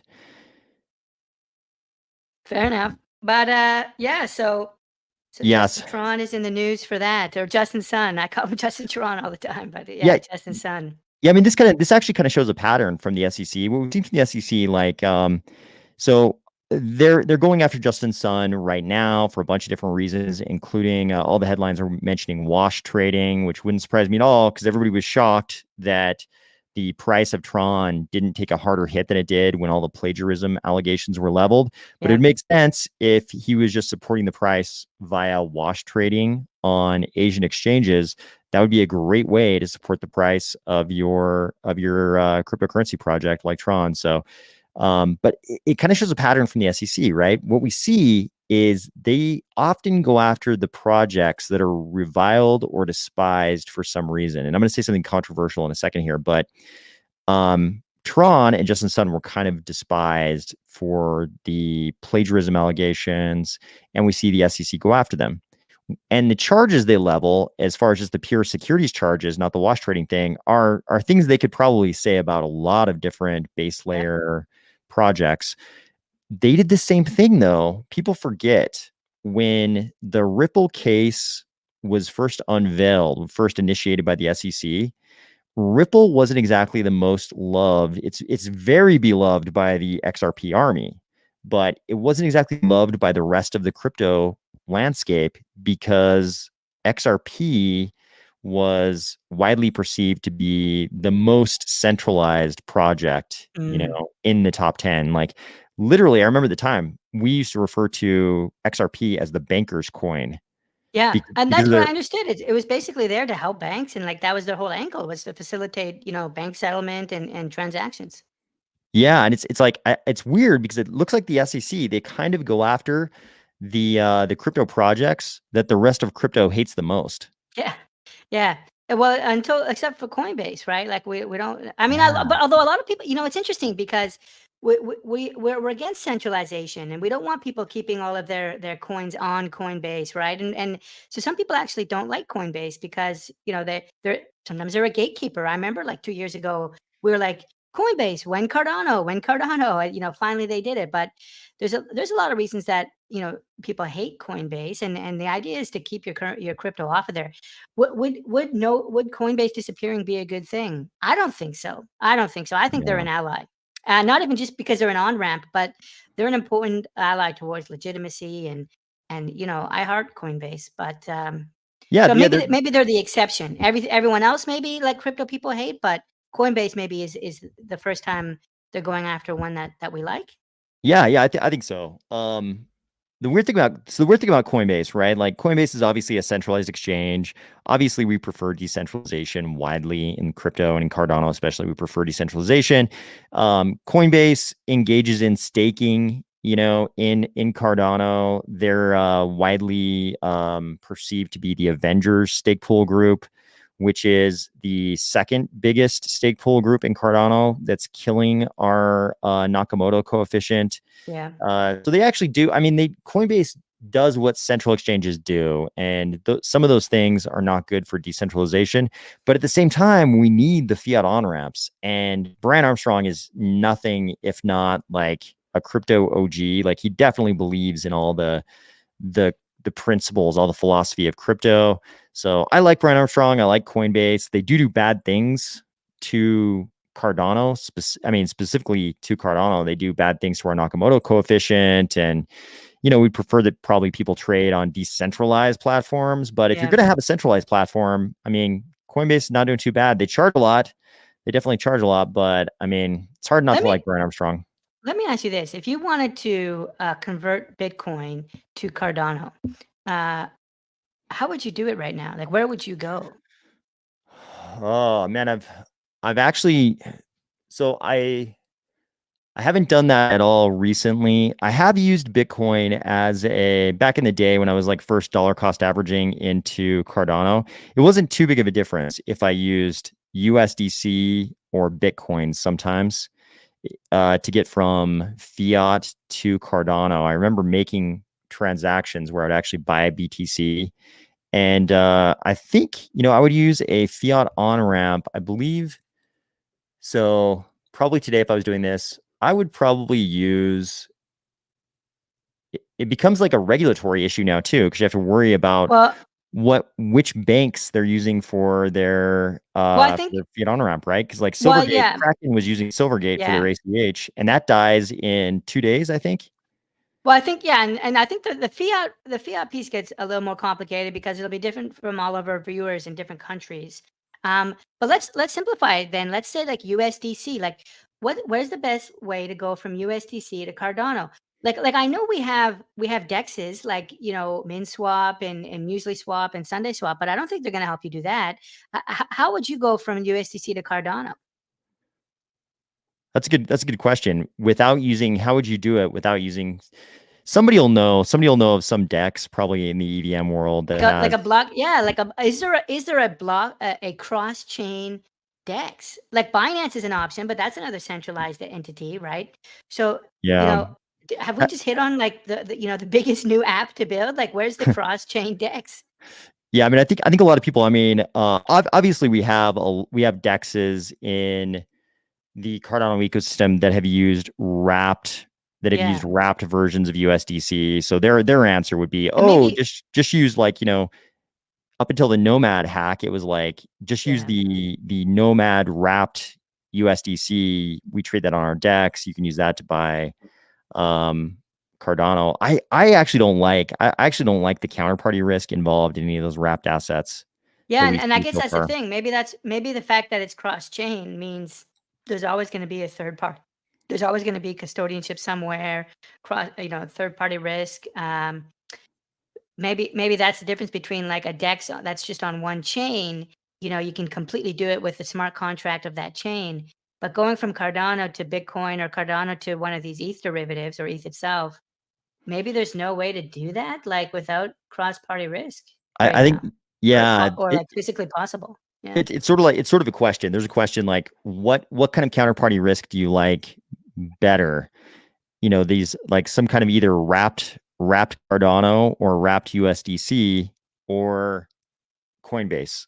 Yeah, Coinbase, Binance, or something like that. Yeah. Yeah. Which counterparty do you like better? Even though they're centralized, I think I trust Coinbase more than I trust, anonymous devs in their mom's basement creating the bridge. Well, hold on. I'm an anonymous dev in my mom's basement. I won't trust you with my with my money. No, I mean, my heart is with the anonymous dev. But if I'm moving like a substantial amount of assets, I trust Coinbase more than I trust the anonymous dev in his basement. You know what I mean? Well, And I I mean, don't want your money anyway. yeah, you could argue though. I mean, you could argue, yeah, but if the anonymous dev makes his code open source and the entire community has had a chance to review the code and there have been audits, all those kind of things, that's true. But Coinbase has a financial backstop. If Coinbase gets hacked, they just don't tell us necessarily, and Yeah. they fix it with money. The anonymous dev, even if his code is open source, everybody's looked at it, there's no back doors or anything, he's done a good non-malicious job of creating, the code, it can still be exploited, and there's not necessarily going to be there's not going to be a financial backstop. You know what I mean? There's no insurance if he does get exploited. All right, and so we're kind of tiptoeing our way towards Cardano, right? We started Yeah. with the Fed and Bitcoin, and now we're getting into cross chain, but bringing it just one step closer to home. There's a lot happening on Cardano. Why don't we start with the workshop that just happened, right? CIP 1694, and this is basically the Voltaire CIP, maybe the first step of Voltaire. The idea is this CIP will get us one step closer to self-governance, where the community will be able to vote on things like parameter changes, things like what stake pool mechanics, and how much goes to the treasury. Potentially we'll have more governance over the actual keys to the Cardano infrastructure. So it's called CIP 1694, named after the year that Voltaire was born, which I thought was super, super cool. That's like the year he was born. I love how Cardano kind of connects things to history that way. What did you think? Like, what did you think of the workshop? Like, did you have fun? What kind of stood out for you while you were there? I was definitely not there. What? Did I just leak? Was it a secret? No, I was definitely not. Just for the Hold on, record, I saw you there. I saw you there. I was not at the workshop. He's joking. Timmy's I have joking. a photo of you at the workshop. Hold on here. Timmy's Hold on joking. here. Right here. Zoom in. I have a photo of you right here. Wait. Yeah, let me. Isn't that you there on the left? Oh, I've been caught red-handed. There he is. He's right there. There we are. The indisputable truth is there. Super hilarious. Yep. So I knew Timmy was rendering something, hurriedly rendering something real quick into the backstage of the live stream. I didn't know what it was until just now. Super funny.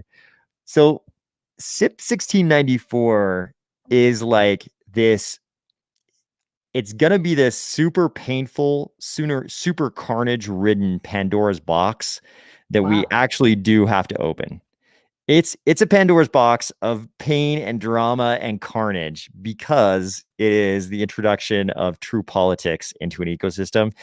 It's like everything's great when you're just fighting the Revolutionary War, but then all of a sudden, when it's time for the Constitutional Committee, when it's time to sit down and write the actual Constitution and actually govern the 13 former colonies or whatever, it's like then you get into the pain of politics, and it's something we have to do. It might actually be the rest of the crypto world doesn't know it, but it actually might be one of the most important things going on in crypto. We've got a top 10 blockchain ecosystem moving to not just fake self-governance, but full self-governance. I mean, think what we got. We got Bitcoin. It's governed by whoever has the most hash rate. That's all there is to it. If you own one Bitcoin, guess what you get? Nothing. In terms of governance control, you get nothing if you own a Bitcoin. It's all hash rate. And it's maybe even worse than that, because the hash rate is nice because I can participate in that. If I want to buy my ASICs, I can increase my control, which is nice. It's accessible, but there's even something worse with Bitcoin. And that's the developers group is a really closed boys club. From what I understand, it's really hard to have changes applied to Bitcoin. And that's why we had all these name coins and color coins and all these things back in the day. And so I feel like CIP 1694 will also give the community a doorway towards, developing and improving the blockchain. A big criticism with Bitcoin is nothing ever changes, nothing ever gets developed, and there's this really tight-knit boys club. So I almost see that as the bigger issue to Bitcoin than the hash rate, is this closed nature of the protocol development itself. Yeah, I mean, recently there's been some noise about the number of people with GitHub commit access to the Bitcoin core code. has actually been going down even. It was a really big deal during the block size war. During the block size war, like there were guys who kind of involuntarily had their GitHub commit access removed, including the only guy that Satoshi actually handed it to. Satoshi handed access to the core code to one guy. And do we during know? I believe it was Gavin, right? Okay, Gavin. Oh, okay. Andreessen, his last name Andreessen. It's been so long. We're talking about stuff that not happened. Gavin Woods. Yeah, okay. Yeah. We're talking about stuff that happened, like now it's been almost 10 years ago. Wow. But he during the block size war, like it's like there was the small block club, and the only guy who had commit access, he actually got his commit access kind of removed because he I won't even get into it right now. I don't want to defame anybody, so I won't even get into why they actually removed it. People who were around in those days will remember. It kind of tangentially involved an infamous figure in the crypto scene, but do we know, like, so we know his name? Do we know what he looks like? Does he wear a white hat and blue visors? No, definitely not. Okay. No, definitely not this guy. Definitely not this guy. Okay. Definitely not this guy. But but the number of guys who have the core commit access to Bitcoin has actually been going down because dudes, the speculation is that dudes fear, and it's a small number of people. It used to be like, I think it used to be a bunch of people at Blockstream during there were a bunch of people at Blockstream during the big block, small block civil war that happened. Then the small blockers won, and then Bitstream was kind of accused of having too much influence. So the number of people from Bitstream from Blockstream, sorry, who had commit access kind of went down. And then we were at some figure, I forget what it was, like there were like 8 or 9 or 10 or a dozen people who had commit access. And that number's kind of been going down. People have been giving up their commit access to Bitcoin core code. And people think it's because they fear the regulatory ramifications. People are like, it's not worth it for me to do this anymore, because if like the US regulators ever want to go after Bitcoin, it's like there is no Satoshi to go after, but there are real humans, including me, who are updating the code right now. But it's a small number of people. It's like, I forget if it's like 6 or 7. Somebody in the comments will probably know how many people actually have commit access right now. But those are the only people who can commit code to the repo. And then that, in order for the chain to actually fork, or to not fork, for people to not fork it like they didn't with BCH, it's all about hash rate. Where are the miners going to point the hash rate? Are they going to point it at BCH or at BTC? In that case, most of them pointed it at BTC. Yep. So yeah, so clearly, this is a clear weakness of Bitcoin. The fact that there's such a small group of people that can contribute to the repo. But I think CIP-68 and the fact that Cardano is going towards governance is going to be like a real game changer, and perhaps one of the first times we've really seen it at this scale in crypto. And we've talked about the blockchain trilemma, with scaling and security and you could almost argue that there's a fourth leg to the blockchain trilemma. Governance. Governance. Yeah, because even like Ethereum, it's like, tell me about how much. Let's say you go out and buy one Ethereum right now. How much influence do you have over Ethereum? Pretty much zero. It works by consensus. Like Emperor Vitamin basically says, I think we should go in this direction. And then the core devs kind of like, they kind of end up going in that direction. But I mean, if you own an ETH, you have this much influence. If you own a Bitcoin, you have this much influence. You can spend, what is it today, 35 cents, and you'll have a vote in Cardano. I think, yeah, exactly. 35 cents for 1 ADA. And so I think it's a huge thing. I think this is what's going to help kind of propel like the Cardano into the news cycle for the next bull run. Like it was all about Alonzo and smart contracts, for this last one. I think for the next one, we've got Voltaire. It's going to be a huge story. And then also, things like Hydra and input endorsers, which are a little bit more technical. But I actually think for people that like are following Hydra, they just see you, Stella. They just from what I understand, got a Hydra node connected to the mainnet, and like that was like a pretty big development for the Hydra roadmap. So I think Hydra, but more importantly Voltaire, is like what's gonna help us in the next bull run. And this they had this workshop at, I think it was at IOG's headquarters, and all like a ton of Cardano kind of personalities were there. It looked like they did a lot of good work. but I'm scared for self-governance. We just got a preview of it with this contingent staking, right? Which was sometimes called KYC, and even though it's not really, but there was like major, shots fired and temperatures raised around contingent staking. And this was almost like a preview of what governance on the blockchain is going to look like. And it got a little bit messy there. Yeah, I And mean, people it's like purposefully straw manning and mischaracterizing arguments and I think the other things we have to decide are even stickier. So I don't know. What I actually think like it could. I'm bullish on Voltaire, but like that's going to cause a ton of Twitter drama. We always bring this to Twitter, and it makes us look like a bunch of like little kids that are fighting and splintering, and like you're gonna imagine all this press around Cardano fighting. Cardano governance is a mess. No one knows where it's going. It's rudderless. It's leaderless. And so I don't know. There's a huge risk here. Stella posted a few minutes ago. Why don't we just vote in a Cardano dictator for life with full control? She's joking. What could possibly go wrong? But actually, having us bicker and bicker in Twitter all day, with people asking, should I buy Cardano? Should I jump over? It's not going to look good. It could actually do more harm than good. So this is tough. yeah, it's kind of the let me answer this question real quick. It's your cat Timmy, don't you know? It's your cat Timmy, bro. Yeah. Yeah, I mean, it's kind of like the worst kind of politics is the political system where everybody has money on the line, right? People behave differently in a political system when decisions are being made that directly impact their pocketbook. Like the second you're digging in somebody's pocketbook, they start acting very differently in a political ecosystem. And that's what we're going to have in Cardano, because everybody who gets to vote owns Cardano. So everything we do like directly impacts their their pocketbook. So it could be vicious, but it's beautiful because like with the contingent staking debate, nobody really knew. Everybody's like, well, who gets to make the decision? Who do I hate? Everybody's like, okay, I have a certain position on contingent staking. Who do I hate? Tell me where the teams are so I know who to hate.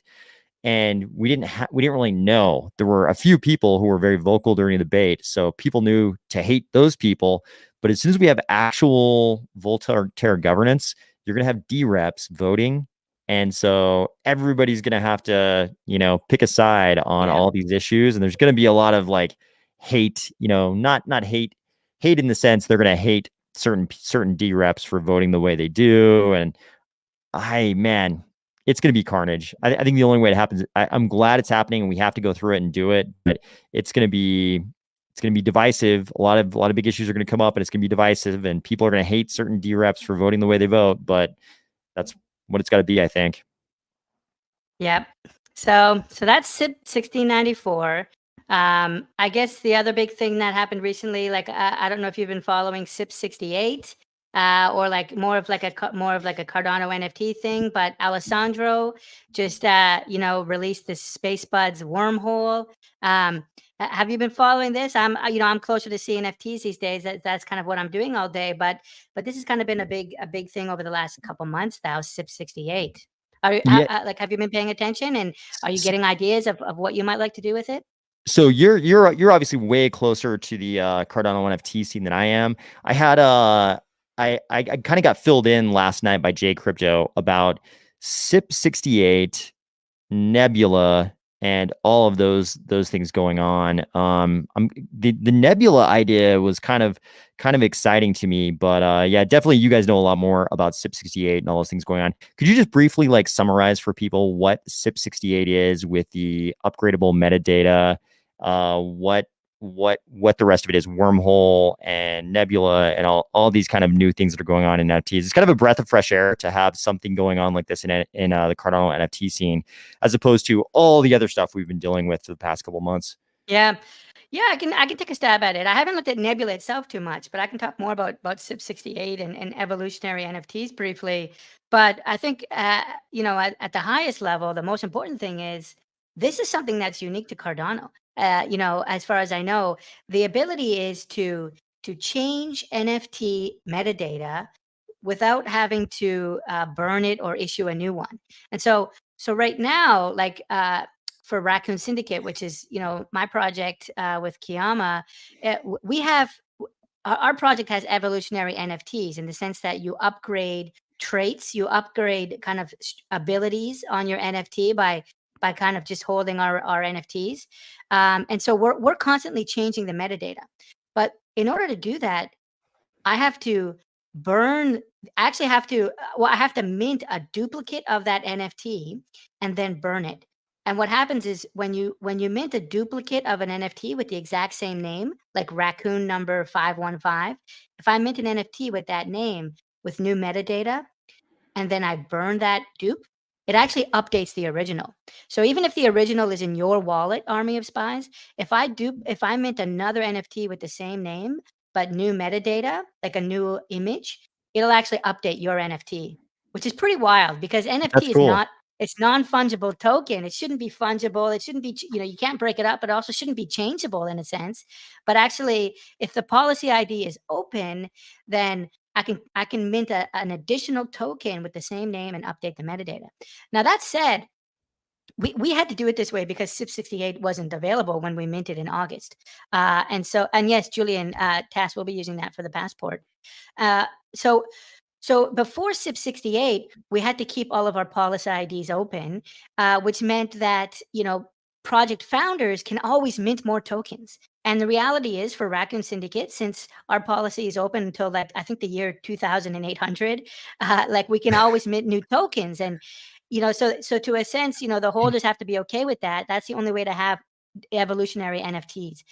Now with CIP-68, what happens is I can have my policy ID locked and I just mint like 10,000 raccoons, for example, and it's locked and it's impossible for me to mint more. But I have a sister policy. I have a sister kind of mirrored NFT. And that NFT I can update as much as I want. And what happens is that that original NFT that is locked links to it. It's like a reference, like a sister NFT. And so I can update this other one, which is kind of unlocked and open, and it'll have the effect of allowing me to update the original because of this kind of symbolic link that points to this other thing that's more easily upgradable. And so this kind of gives us the best of both worlds now. We're able to update metadata. We're able to update attributes of an NFT by using this new SIP, but still having our policies locked. And so the big thing that happened this week is Alessandro for his Space Buds collection, which, you know, one of the major collections in Cardano, has created a little website, and he's calling it the Wormhole. And you're basically able to send him your old Space Bud NFT, and he's going to remint you a new Space Bud with updated art. And what's nice is this new Space Bud is in the new standard, CIP-68. So he's now going to be able to do all kinds of cool stuff in the future, like change the image or upgrade the traits. And the main issue here, and I'll wrap up here, was, you know, Alessandro created this Space Buds collection a while ago. And, you know, like Raccoon Syndicate, it's on a locked policy ID. Later on, he discovered that there might have been some issues with the art. The artist had maybe plagiarized some parts of the art, but there was no way for Alessandro to update the image because the policy is locked. You can't update an NFT. And so Alessandro worked with Avatar Nick, who works on the Saturn platform, and together they proposed this SIP, which is Cardano Improvement Proposal, called CIP-68, and so all new NFTs that are CIP-68 compliant have the ability to be upgraded. And so basically Alessandro's Wormhole is a way to exchange your old style NFT for the new style NFT and forward proof it so that if he ever has to change the image again for, you know, some other reason, he can do it easily. Man, makes perfect sense. It was kind of wild watching that all go down when the alleged plagiarism in the original Space Buds artwork was sort of detailed. I thought it was very admirable the way Alessandro handled all that. Like definitely the right way for a project to go about tackling that. But yeah, I mean, you described it very similarly to the way Jay Crypto described it to me last night. It sounds beautiful. Be able to maintain sort of like the locked, you know, the locked number of NFTs that could be minted, but still have that NFT pointing to a separate token that contains the metadata that can be upgraded. It's like perfect and logical. Yeah. Makes perfect sense. I love it.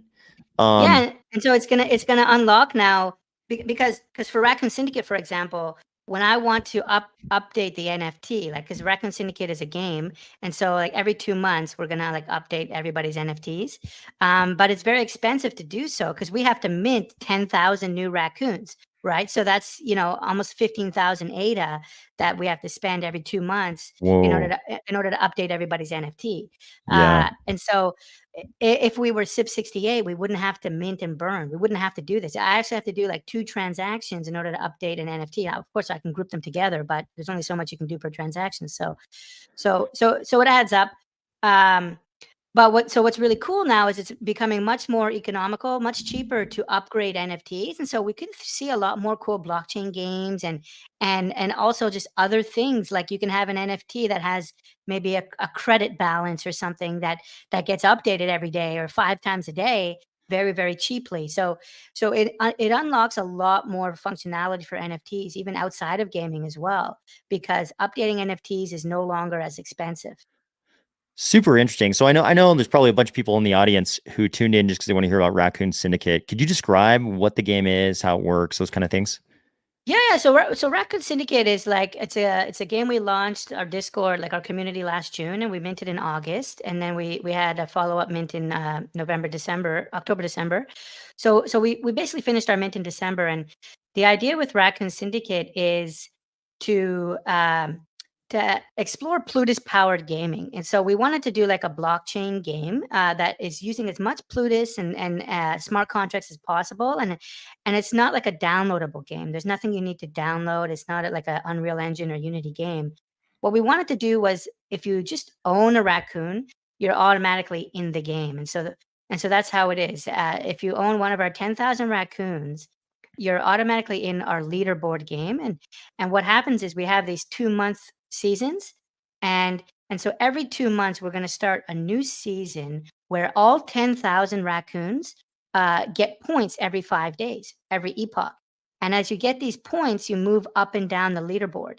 And at the end of 2 months, you're going to be somewhere between 1 and 10,000 on the leaderboard. If you're at the top, you'll get like a really cool free NFT given to you. If you're at the bottom, you're still going to get a free NFT given to you, but it might be like less rare or less powerful. So basically, if you own a raccoon, every 2 months, every raccoon holder gets a free NFT.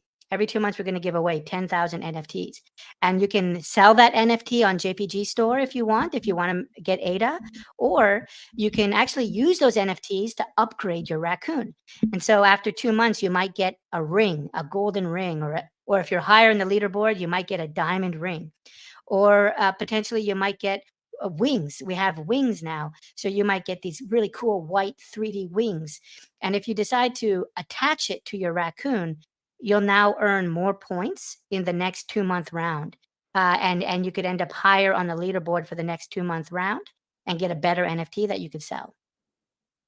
Crazy. That's crazy, man. That sounds awesome.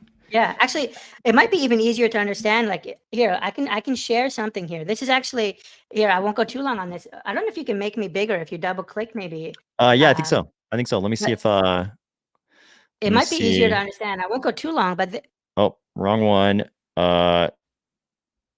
Sorry. Okay. oh, hold on. Back? Actually, I think I can do it here. Hold on. Yeah, I think you have to push the far left button, maybe. This one. That one will work. Yep.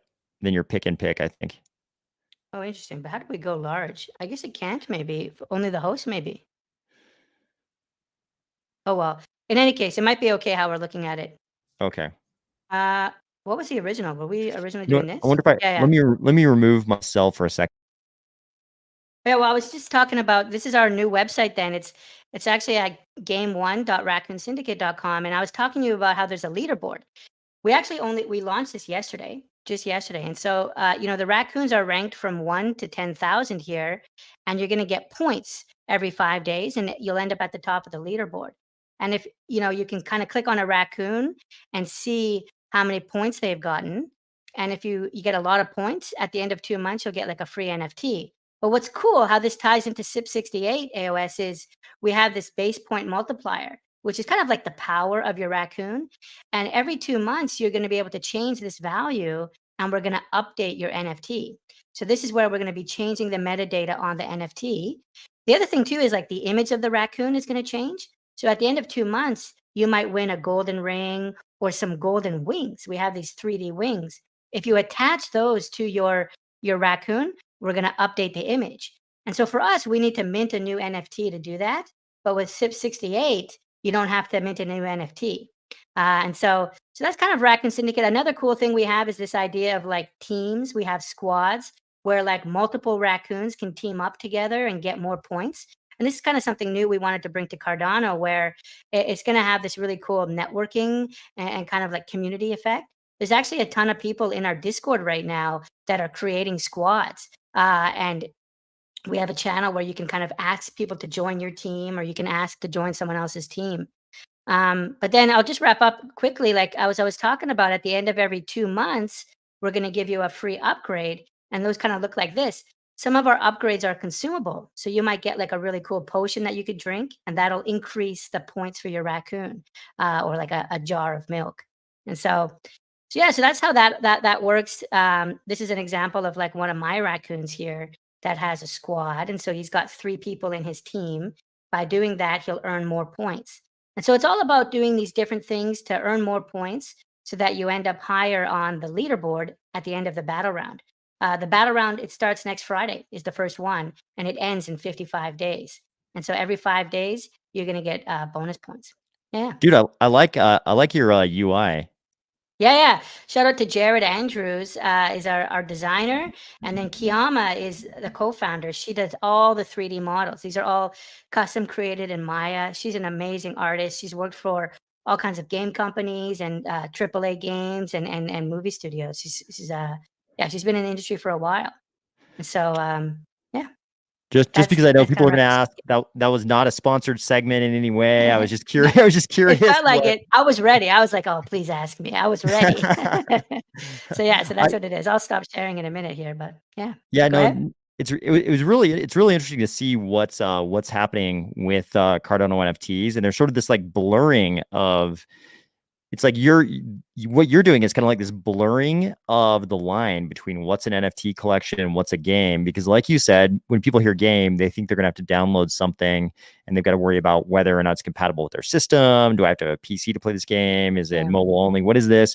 But it's actually kind of a blurring of the line between what's a game and what's a regular NFT collection with what you guys are doing. I think we're going to see a lot more of that. It sounds like, especially with CIP-68 and this evolutionary NFT or upgradable metadata idea. Yeah, and the whole idea for us was like to have something that you don't have to log in every day. If you buy a raccoon, every 2 months you're going to get a free NFT. You could actually buy a raccoon AOS and not log into our website ever, and come back in a year, and you'll have 6 NFTs for free for you. So you don't have to log in every day and like water plants, or like a lot of these like play to earn mechanics have you doing chores. You don't have to do anything like that. You just have to buy one, and then every 2 months you're going to get a free NFT. You don't have to do anything at all. People certainly like not having to do things. Yeah. People Yeah. definitely like that. And so Kiyama and I, like we're professionals, like we're really busy, and so we don't have as much time to be doing all of that stuff, like every 3 times a week, these chores. And so we wanted to have something that's really passive. And then for me, it's really just an excuse to kind of learn more about Cardano. And so there's going to be some Plutus elements. There's no oracles yet, so we can't do the RNG in Plutus. But what we're going to have a little bit later is every 5 days, we're going to the Plutus smart contract will write an NFT, which records the history of our random draws.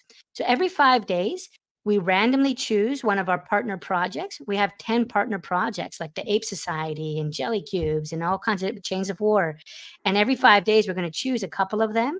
And if you have an NFT of that partner project in the same wallet as your raccoon, you're going to get more points.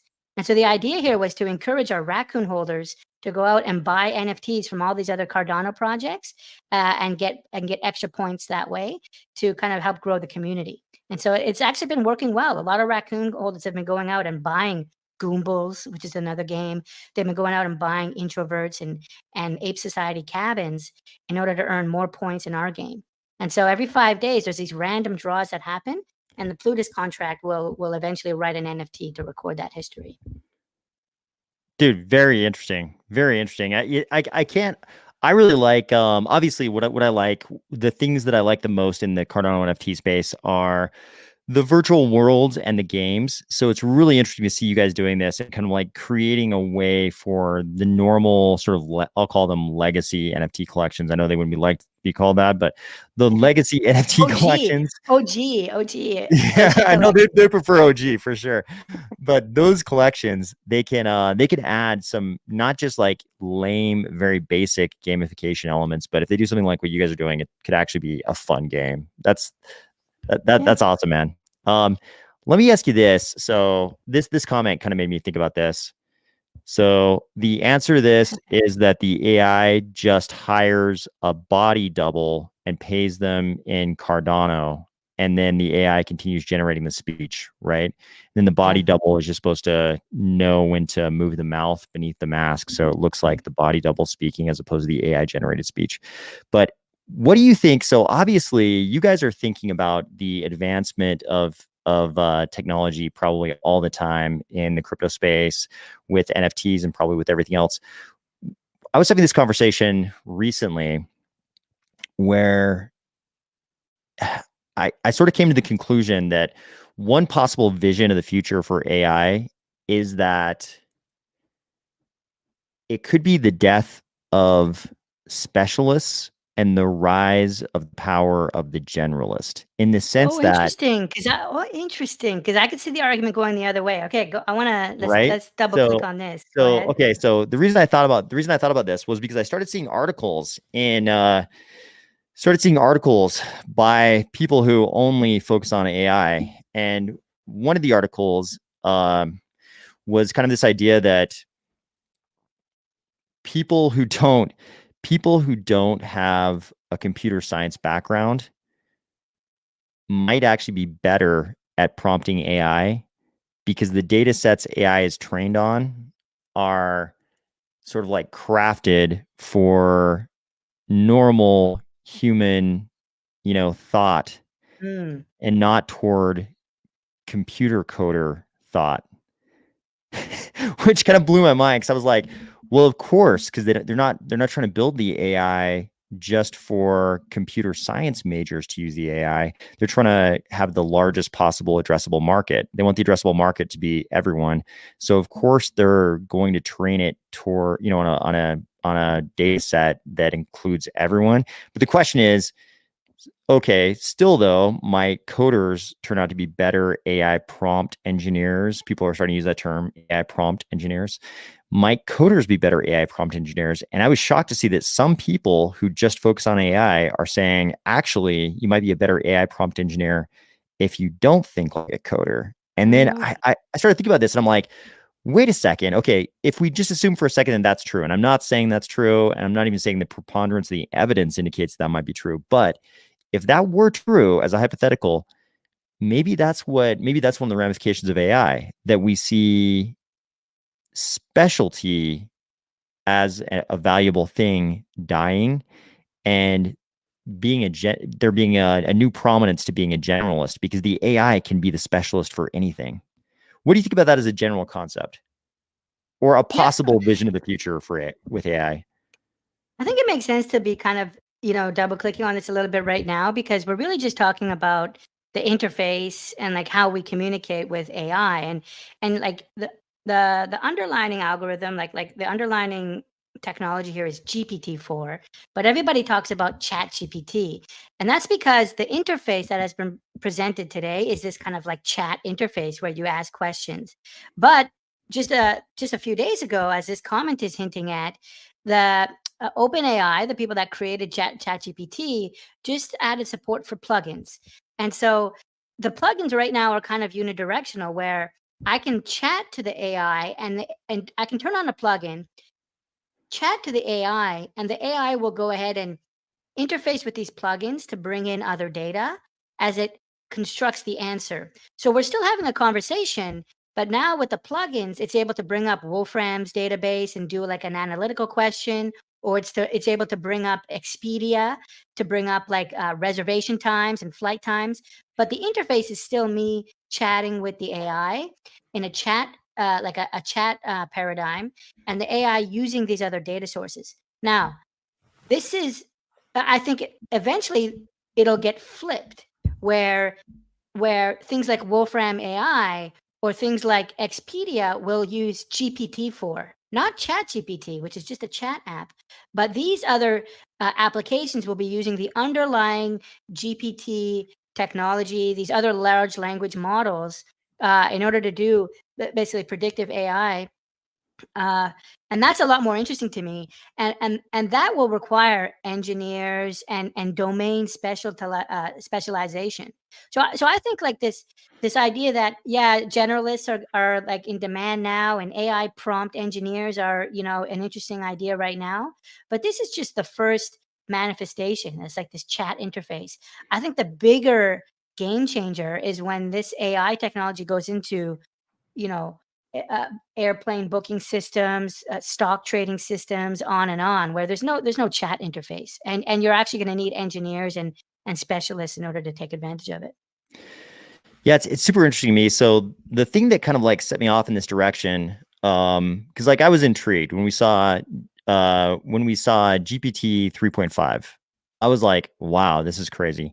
And then I saw the data that OpenAI released when GPT-4 became available, and I was when I went through the collection of tests and results that GPT-4 had been able to achieve, like I realized like the dominoes were just going to keep falling. Cause like at first everybody was like, okay, when we first saw Midjourney, everybody was like, okay, the artists are all screwed. All the artists are screwed. This is bad. Like, cause I mean, the thumbnail today was 100% AI. Like I added the letters for the title of this live stream. That's it. The rest of it was completely created by AI. Right. And like, I have no artistic talent. I couldn't have created that. Right. Yeah. Like I have no valuable specialist skills in art, but virtually all of my thumbnails these days are almost 100% AI created. Right. And it's like, in order for me to achieve that level of whatever level that art is at, in order for me to achieve that, I would have had to have like hired an artist back in the day. So as soon as I saw what Midjourney was capable of, I was like, okay, artists are screwed. And then the GPT-4 data came out on the tests, and all of a sudden, every lawyer in crypto Twitter, all the crypto lawyers in crypto Twitter were like, okay, it's now, as of today, it's obvious. Lawyers will be the first to be killed by AI, then the accountants. And I was like, you guys are just saying that because you saw that the GPT-4 scored a 160 on the LSAT, and that it passed the multi-state bar, with super high scores, right? Actually higher scores than, the vast majority of people who actually become lawyers. But I was like, you guys are saying that because you're lawyers, but this thing can be the specialist in anything. It's like, I heard doctors saying that radiology, as soon as they saw what AI was being able to do with the imagery, they're like, radiology's dead. There will be no more radiologists. Wolfram has a really good video actually, and talk about radiology, because he talks about how this technology is really doing pattern recognition. Like it basically, it has a large language model, so it's ingested tons and tons and tons of writing and books, and so it knows like, okay, if I see the word cat, what's most likely to be the next word, and maybe it's nip or something like that, or like if I see the word yellow, there's a high frequency that the next word is going to be banana and not orange. And so Wolfram actually breaks it down like on a letter by letter basis, how you can create like one of these predictive models. But it's basically just doing pattern recognition and saying, okay, I have all these recorded patterns, I have all this history. What's the highest probability? What word is highest probability to come next? And that's what's really crazy is like ChatGPT is actually going word by word. It's looking at like what were the words up until now? What's most likely to be the next word? And so it has no sense of a world model. It has no idea of what the world is like. It does zero rationalization. All it's doing is I see these 500 words that the user has given me, or I see these 12 words that the user has given me. What's likely to be the next word? And so I think with radiology, this is where we could be like, okay, if we feed it, a few 100,000 images of CT scans and MRIs and such, yeah, it should be able to hopefully like figure out, you know, how this is going to evolve over time. And so like you might have a very, very tiny microscopic tumor, and then it could kind of show the evolutionary process based on seeing a bunch of images already.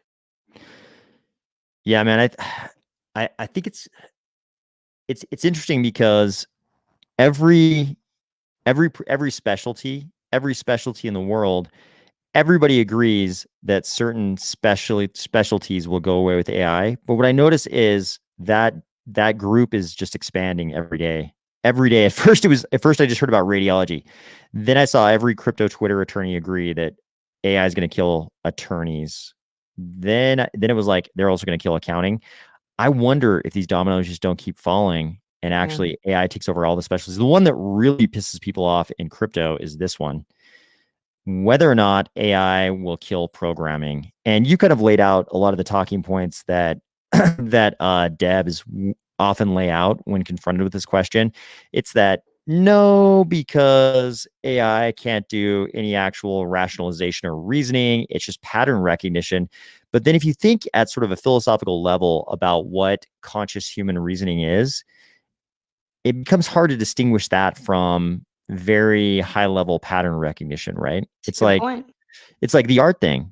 Like when Elon was first talking about how scary AI was, I think some of his most dramatic posts were around the time that AI started killing the best people in the world at Dota 2. And Elon was like, yo, big deep blue and chess was nothing.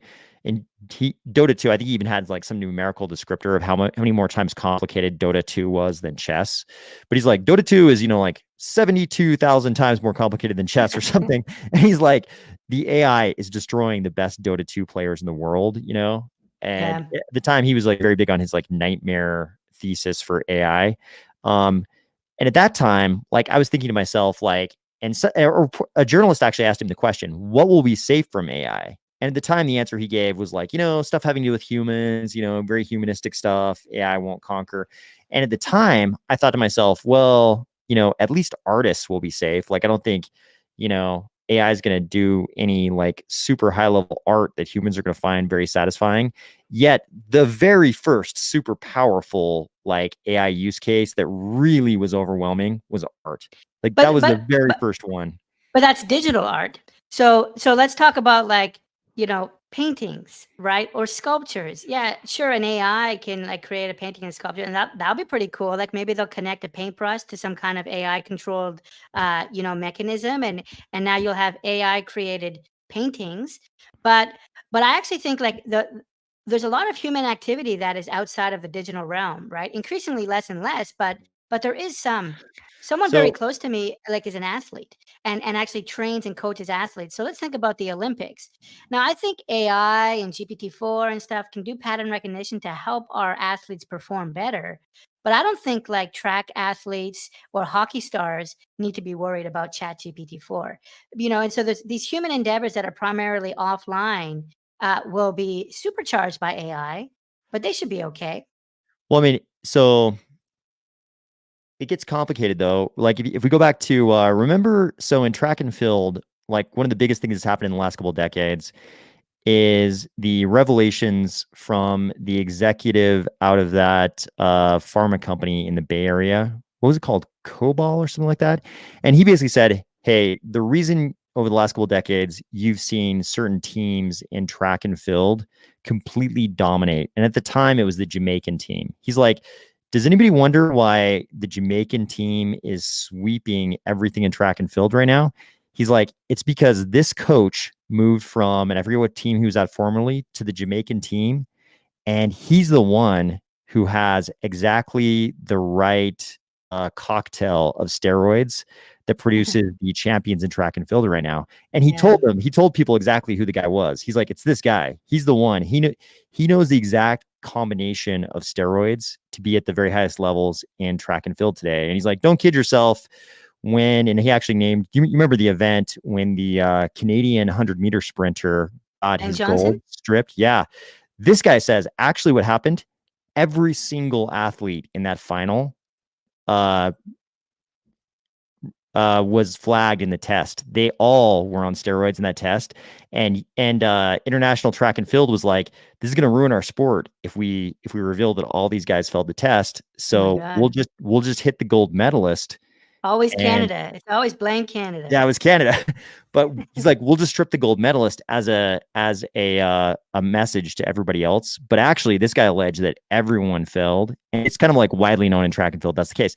Where I'm going with this though is, even in track and field, if that's the case, what do you want to bet that AI won't be better at pinpointing the perfect steroid cocktail for track and field even?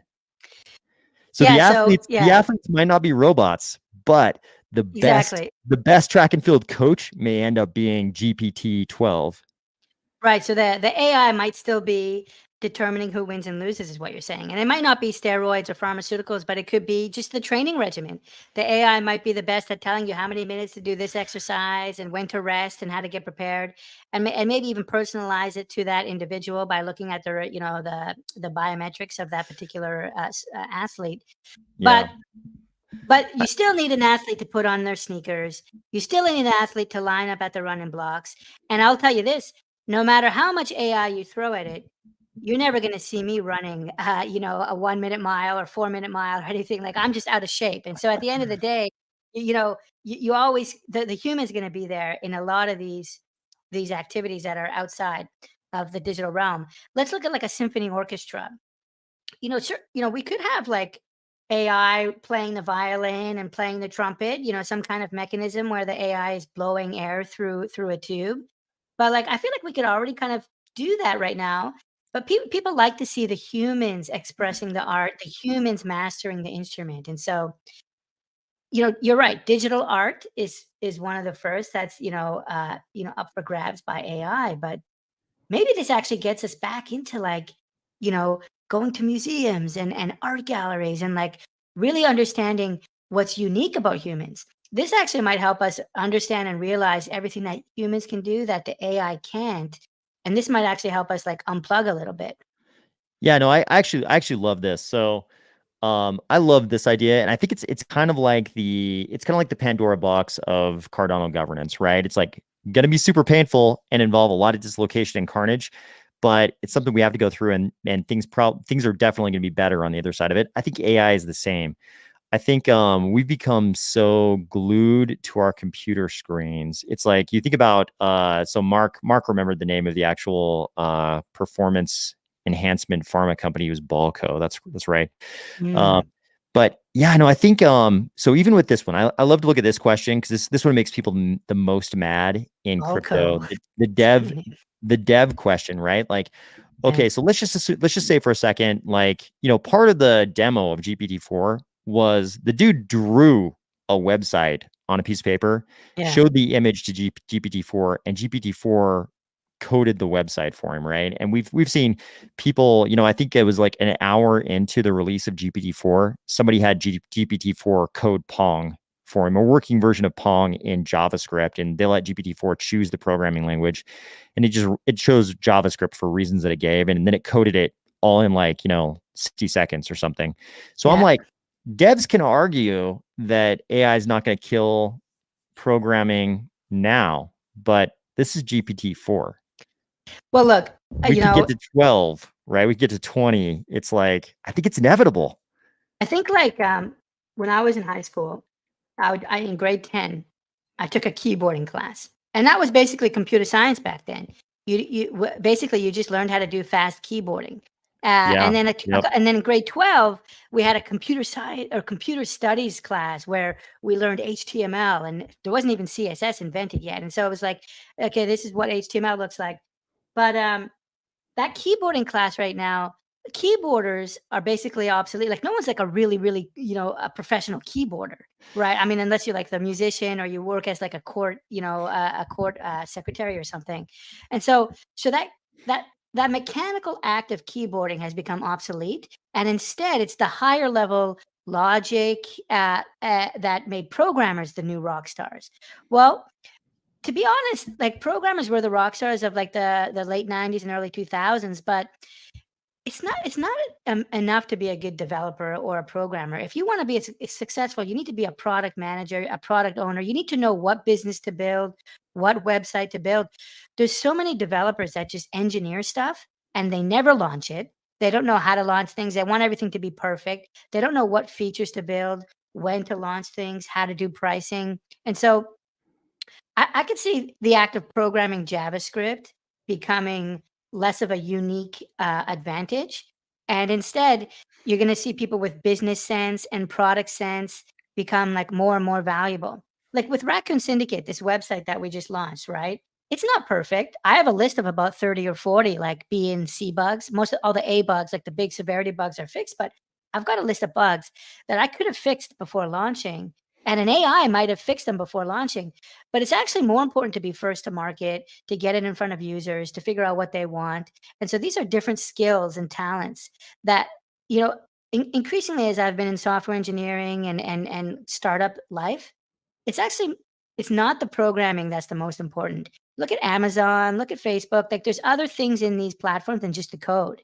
You could download Facebook's source, you could download Twitter's source and put up like AOS It's not going to be successful. There's a lot more that goes into these things than just the code.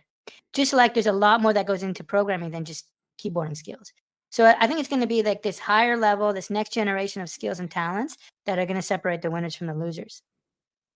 Yeah, it's man, I think it's gonna be a really interesting future. It's kind of interesting on the keyboarding thing. I had the exact same experience with keyboarding in high school. I think you did probably. The other day, just by chance, I was typing something on a screen and talking to somebody who's a little bit younger, and they stopped me and they're like, are you looking at me while you're typing? And I was like, yeah. And they're like, you don't have to look at the keys. And I was like, no, dude. This is that class you take in high school where they teach you touch typing, where your fingers just know which keys are the keys. And the person was like, "Are you serious?" And I was like, "They don't teach you this anymore? Like you guys don't learn how to type without looking at the keys?" And this person was like, "Dude, I just use my phone. I don't ever. I don't do the keyboard." Yeah. I was blown away. So I think you're right. I think the keyboarding thing is going away. I wonder if the programming thing will become like the keyboarding thing. Like it's just Increasingly, no it longer already is. You know, we see this comment about Copilot in the chat, but yeah, increasingly Copilot. every program is the same. We're all using reactor view. We're all writing the same components, the same hooks. We're all using the same, databases. The innovation isn't with the programming skill. The innovation is with the product skill, knowing what to build and when to build.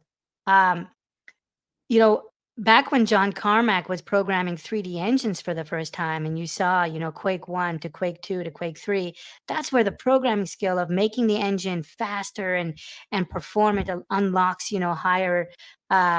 You can have more geometry and more polygons, and that like opens up the gaming possibilities.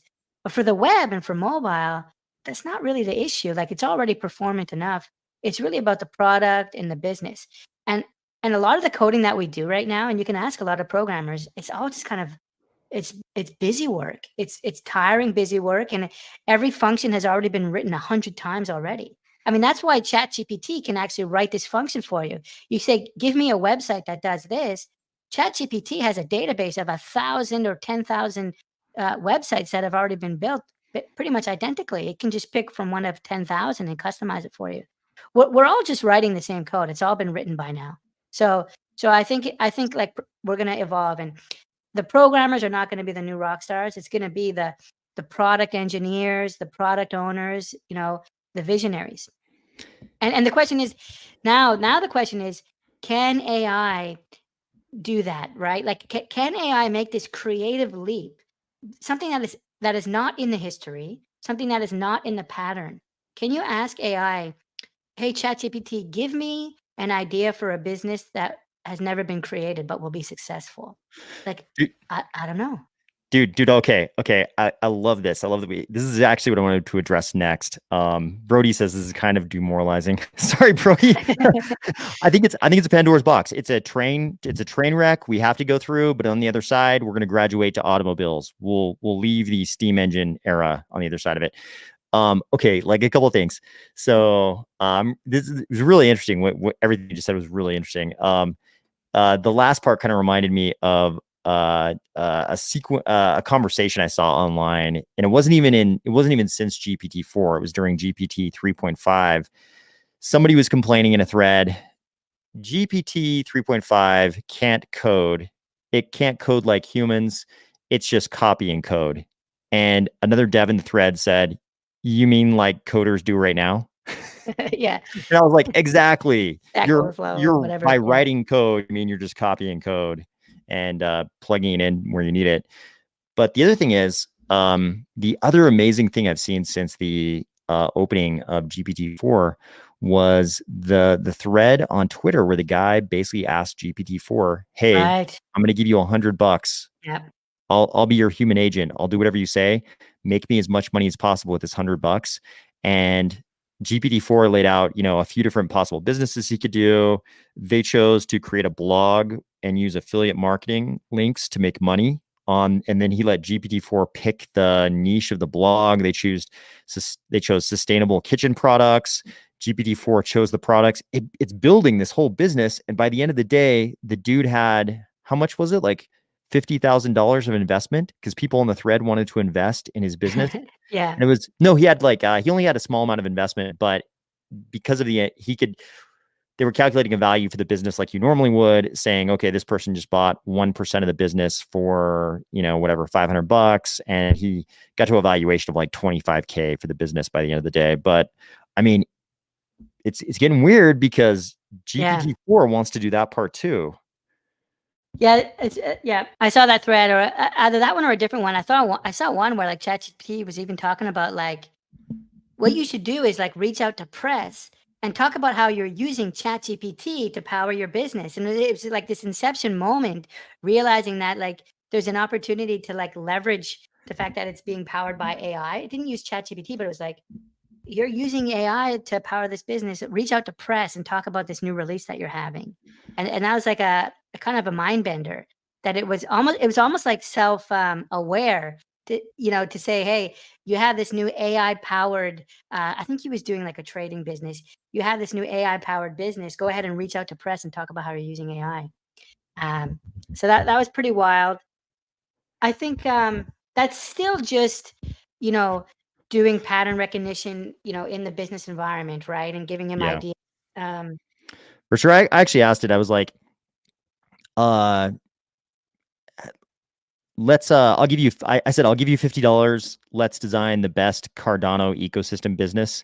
And one of the ideas was, it had like 3 or 4 ideas, but one of them was like, let's start a YouTube channel. And then based on the YouTube channel, you can start a stake pool. And also we'll sell merchandise from Teespring. Also, we'll get money from YouTube for the videos. And it basically just described the business model of every single Cardano YouTuber. It was amazing. Yeah, that's pretty funny. One interesting thing that I've always been really interested in languages, like human languages. And, I went on to ChatGPT, and the first thing I did was I switched over to Korean, and because I speak Korean, and I wanted to see how well it does. And it actually does really, really well. And I was surprised by that as well. Naver, which is like Korea's Google, has apparently built their own large learning model, LLM AI. It's only for enterprises. It's not public, but that would have even more like Korean data to power it. I'm just really interested in the future of language. And, Elon Musk has this Neuralink idea where we might eventually have a chip in our head. And the idea is it will give us a much faster interface with digital technologies. And, instead of typing, we can just kind of think the words and then transmit them in an email or instantly. And if we can have like a language proxy on there, and now suddenly all humans can talk to all humans in instant real time without knowing their language. I'm really interested in seeing what that does to the world. Does that help reduce like some of this world conflicts and wars? I think we might have talked about this on our last stream, because I'm also really curious about what happens to culture. And we could talk about like, since I saw ChatGPT 4 be so good at Korean and English, I worry that some of our languages might disappear. And I believe that culture is downstream from language. What I mean is like, language comes first, and then we have unique cultures where we have unique languages. And a lot of people would actually reverse that and say, okay, this culture has this language, this culture has this language. But my position is this language derives this culture. And that's why Yeah. countries that have their own language tend to have a much more unique culture. And so I've always been very protective of, I'm never sure how I feel about ESL and like everyone learning English or Mandarin. If everyone spoke English, we wouldn't have things like K-pop. We wouldn't have things like Bollywood. We would all be watching Tom Cruise and Top Gun because we would all understand. And increasingly in South Korea, more and more of the movies are now Hollywood movies. And so local South Korean directors and actors are having trouble finding work because all of the movie theaters are showing these huge blockbuster Hollywood movies, which are, actually funded by China increasingly. But Korean movie makers are having trouble earning a living. And now, we have K-pop certainly, but K-pop music is increasingly English. The lyrics are like half and half. And as more of the Korean population learns English, I worry that K-pop, Korean music, Korean movies might start to go away. And, Canada and America, we basically have the same movies, the same music, and our culture is almost the same, which is a little bit sad, right? You look at New Zealand and Australia, we all kind of share the same culture because we share the same language. So I don't know, I bring this up in the context of AI because I'm seeing how good AI is at making the bridge between languages. And yeah, just concerned because on one hand, if we all spoke the language, we're all a human race, and there's no countries, there's no wars. This is kind of like the Star Trek, future where we're just humans and not like different countries. That's kind of cool. United Nations, globalism, yay yay. But I actually like the diversity. I like different cuisines and different fashion and different architecture, and I worry that if we all speak the same language, perhaps through a ChatGPT or Neuralink, that it could actually destroy our cultures. Yeah, no, I strongly agree with you on the notion that culture is downstream from language in many respects. Like, I just think about the treatment of gender even in language. And so like from like a European language perspective, people are going to think about gender like in Latin language or in some Germanic languages. But I mean, in other languages, it serves other purposes too, not even just identifying the gender of things you're talking about. Like in some languages, it identifies your gender such that you could tell the gender of the person who's speaking, even if you just saw their written words, because of the words they have to use based on their gender. And it has this really big effect on the culture, like I don't want to talk too much about a specific language, but I will. Are you about to talk about pronouns and family or something different? No. What I was going to say is in some of these, what I've noticed one of the places that I have a lot of interaction with, they don't have any of this divisiveness at all over gender, because embedded in the language are certain things about gender that completely strip away all the divisiveness that a lot of the Western world is going through right now. Like, they're experiencing none of it, and everything is so much more straightforward because it's already embedded in the language. And I mean, in that respect, like the culture is like very much downstream of those rules in the language. And if everybody in the country switched over to English, it would immediately like change all of that.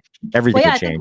I think we saw a drama around like Latino, Latina, and Latinx, like around certain populations like don't understand why we need the word Latinx, and that actually feels like destroying their culture. I can tell you that in South Korea, like a lot of the times the pronouns we'll use are not he, she, but like I would call you uncle, like, hey, Uncle AOS, or like, hey, Aunt Lisa. She's not my family, but I go to the restaurant actually, and when I, in America or Canada, if I want the server's attention, I'll say like, hey, server, or like, excuse me, right? But in Korea, I'll say, aunt, imo, aunt, come over here, right? Or uncle, hey, uncle, come over here. I wanna order now. And so we use these familial pronouns, and I actually think that goes a long way to making the culture feel a lot more familial. And I've always felt like when I'm in Korea, like there's a lot more of the sense of community and national identity and national family. And they do other things like they have public baths and things like this, and they have like these like public saunas and things like that really make the whole things that we would only do with our family in a way, but they do like in public, and that makes the whole culture feel a lot more familial. But I think the language is primary here. The way like on the street you call everyone hey aunt, hey uncle, or even my friend. If my friend is older than me, I call him older brother, right? 형님, like this. So yeah, so culture is, in my view, downstream from language, and I'm conflicted because part of me aspires to all being human and not having wars and stuff and getting into space. Like if we're multiplanetary, then maybe we are just like Earth, right? We're just Earth people, and here's Mars people, and here's Alpha Centauri people. That'd be cool. We're a little bit more unified. But is unification good, right? Because that reduces diversity. So Yeah, there's like two. It's like a good outcome along with bad outcomes. You've got the Reagan speech idea, like where the UFO guys always pointed this as like evidence that Reagan knew about the UAPs kind of thing, because he gave that speech where he's like, I wonder what would happen to the world, how much, increased brotherhood we would have across national, regional, lines if the world were to realize we had an enemy, coming down from outer space, basically, and decades later now, everybody's like, he knew about the UAPs. But it's kind of what you're describing is that phenomenon where we all sort of become human and leave behind these distinctions. But at the same time, you're right, a lot gets lost, because I have been in like when you talk about the sort of like identifier of like an older lady as being like, the equivalent of aunt or grandma or some name like that, even if she's not related to you. You see that a lot in markets, out in languages where that exists. Like you'll be in the market and it's so nice because you can refer to the lady at the stall as grandma, grandma, how much are these mangoes, as opposed to, like, I don't even know how you do that in English. Like, madam, what is the price of your mangoes? Right. It's like, it's very cold and sterile and unfriendly. But when you're like, hey, grandma, how much are your mangoes? They're beautiful. It's a very different interaction. Yeah.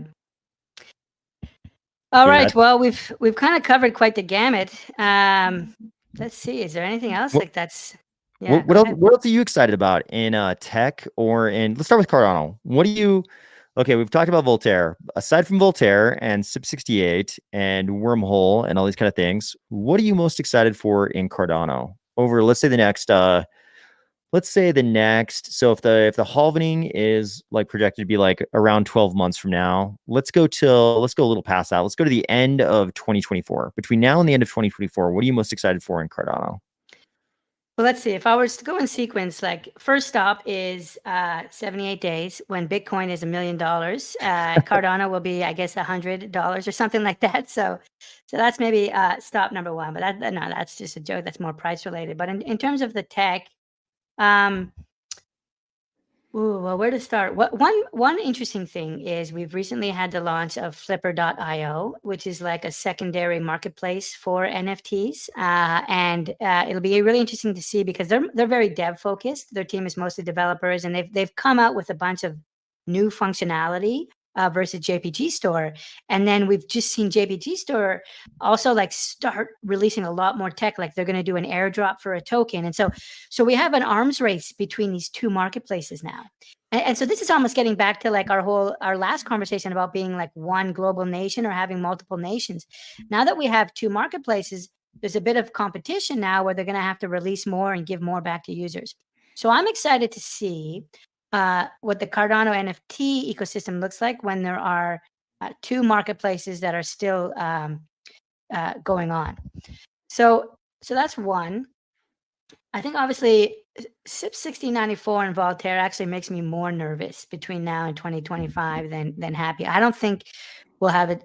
I think it's going to cause a lot of division, a lot of Twitter drama, and I think it's going to be embarrassing and difficult to onboard people who see that. So this is a big concern that I have, and it could make us feel rudderless. We need to be very careful here. I think we'll come out on the other side, but if you look at the American Civil War, like there was a lot of conflict and a heavy price was paid to get there. And I'm a little bit worried about that. I think gaming, a lot of people talk about gaming and crypto, and GDC, the Game Developers Conference, just happened, I think this week and last week. And apparently this year was uniquely focused on Web3. There were a lot of projects talking about Web3. Sony, the makers of PlayStation, just filed patents for NFTs and the ability to actually transfer NFTs across consoles. which makes it feel like it's a much more longer term kind of technology roadmap they have. And we've seen other game companies start to come around now and embrace Web3. And I think the big change we're going to see here is not crypto and NFT projects making games, but game companies embedding crypto and Web3 technologies. I think that's maybe the story for like 2024, 2025. And I'm excited to see what that could do for mass adoption. I do think, like, you know, in the internet days in the late 90s, gaming was a big part of it. Like for me, I got onto the internet to play games, to play Duke Nukem, to play to play Warcraft 1 and Warcraft 2. You know, I use the internet as a gamer. And so that was my onboarding path. I think we could definitely see gaming be the onboarding path to crypto in terms of mass adoption. So those are kind of like three themes that get me excited: multiple NFT marketplaces, CIP 1694, and governance, as well as maybe finally, you know, mass adoption or like incremental adoption via gaming companies and console companies embracing Web3. It's such an interesting topic because we've been waiting so long for it, and there's just been this refrain from the gaming people familiar with the gaming sort of world outside of crypto. They always say the same thing. They're always like, the problem is that the gaming studios kind of poisoned the well a little bit with all of the microtransaction stuff.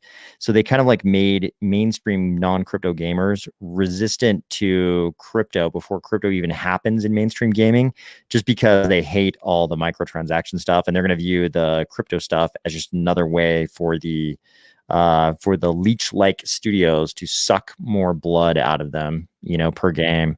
But I think you're right. I think at a certain point, it's like crypto is inevitable in gaming. It's like, it makes so much sense. And no matter how much they've pre-poisoned the well with all the microtransaction stuff, it's like crypto is inevitable in gaming, in my opinion.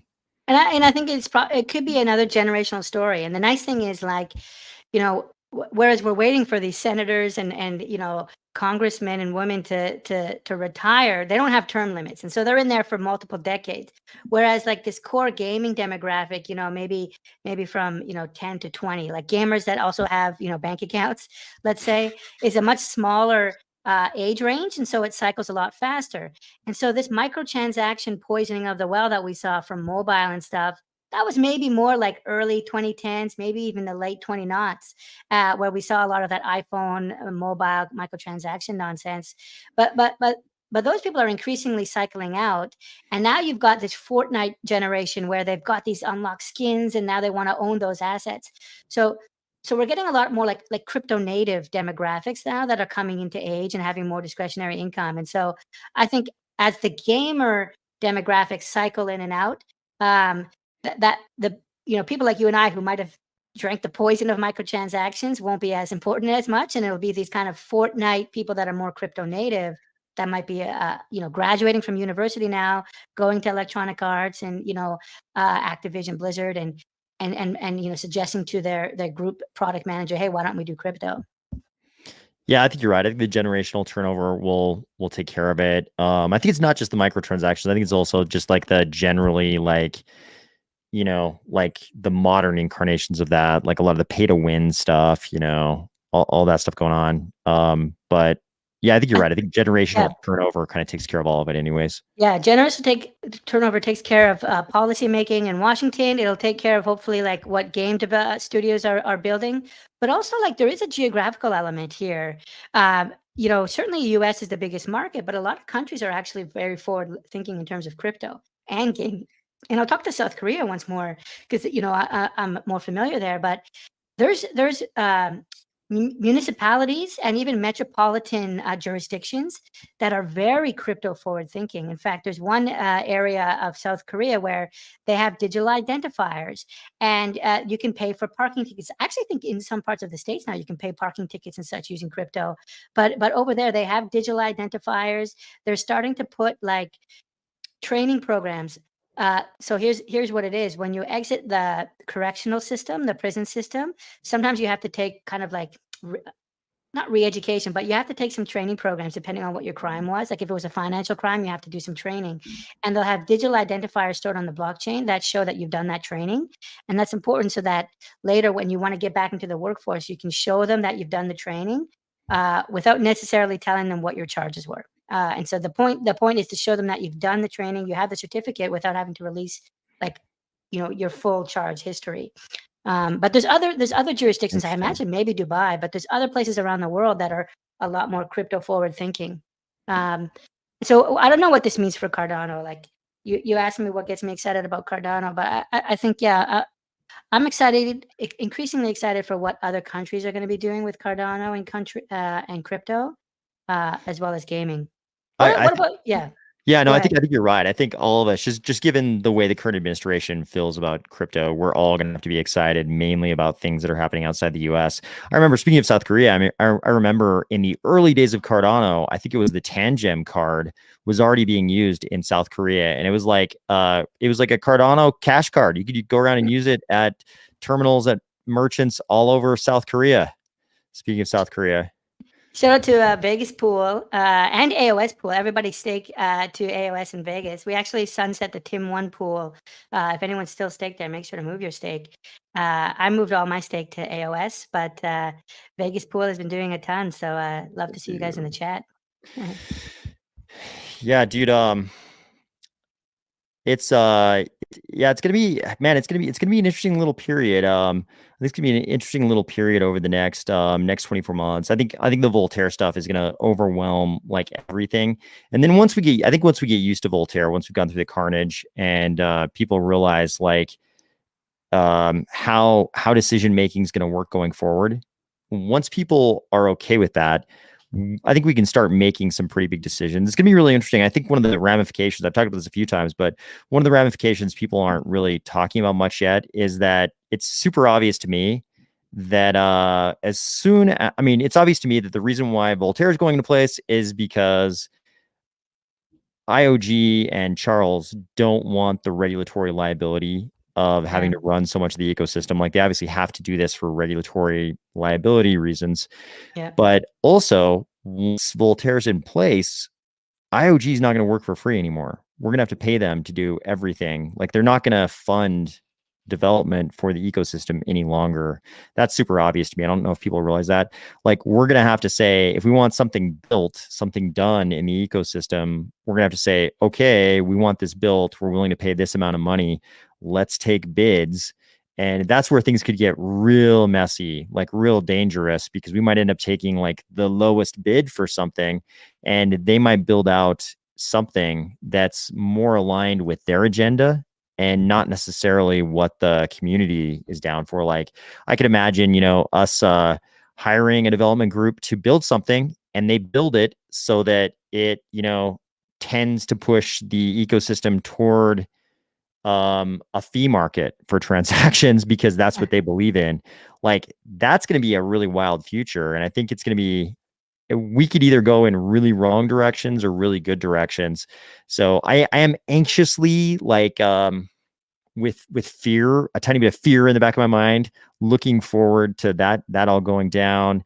I'm curious to see what a I'll call it a post DeFi era in Cardano looks like. And I'm not saying like DeFi will go away, but I'm saying there's got to be something else. We can't just build DeFi platforms for forever. I always say that I really appreciate our vibrant NFT ecosystem in Cardano.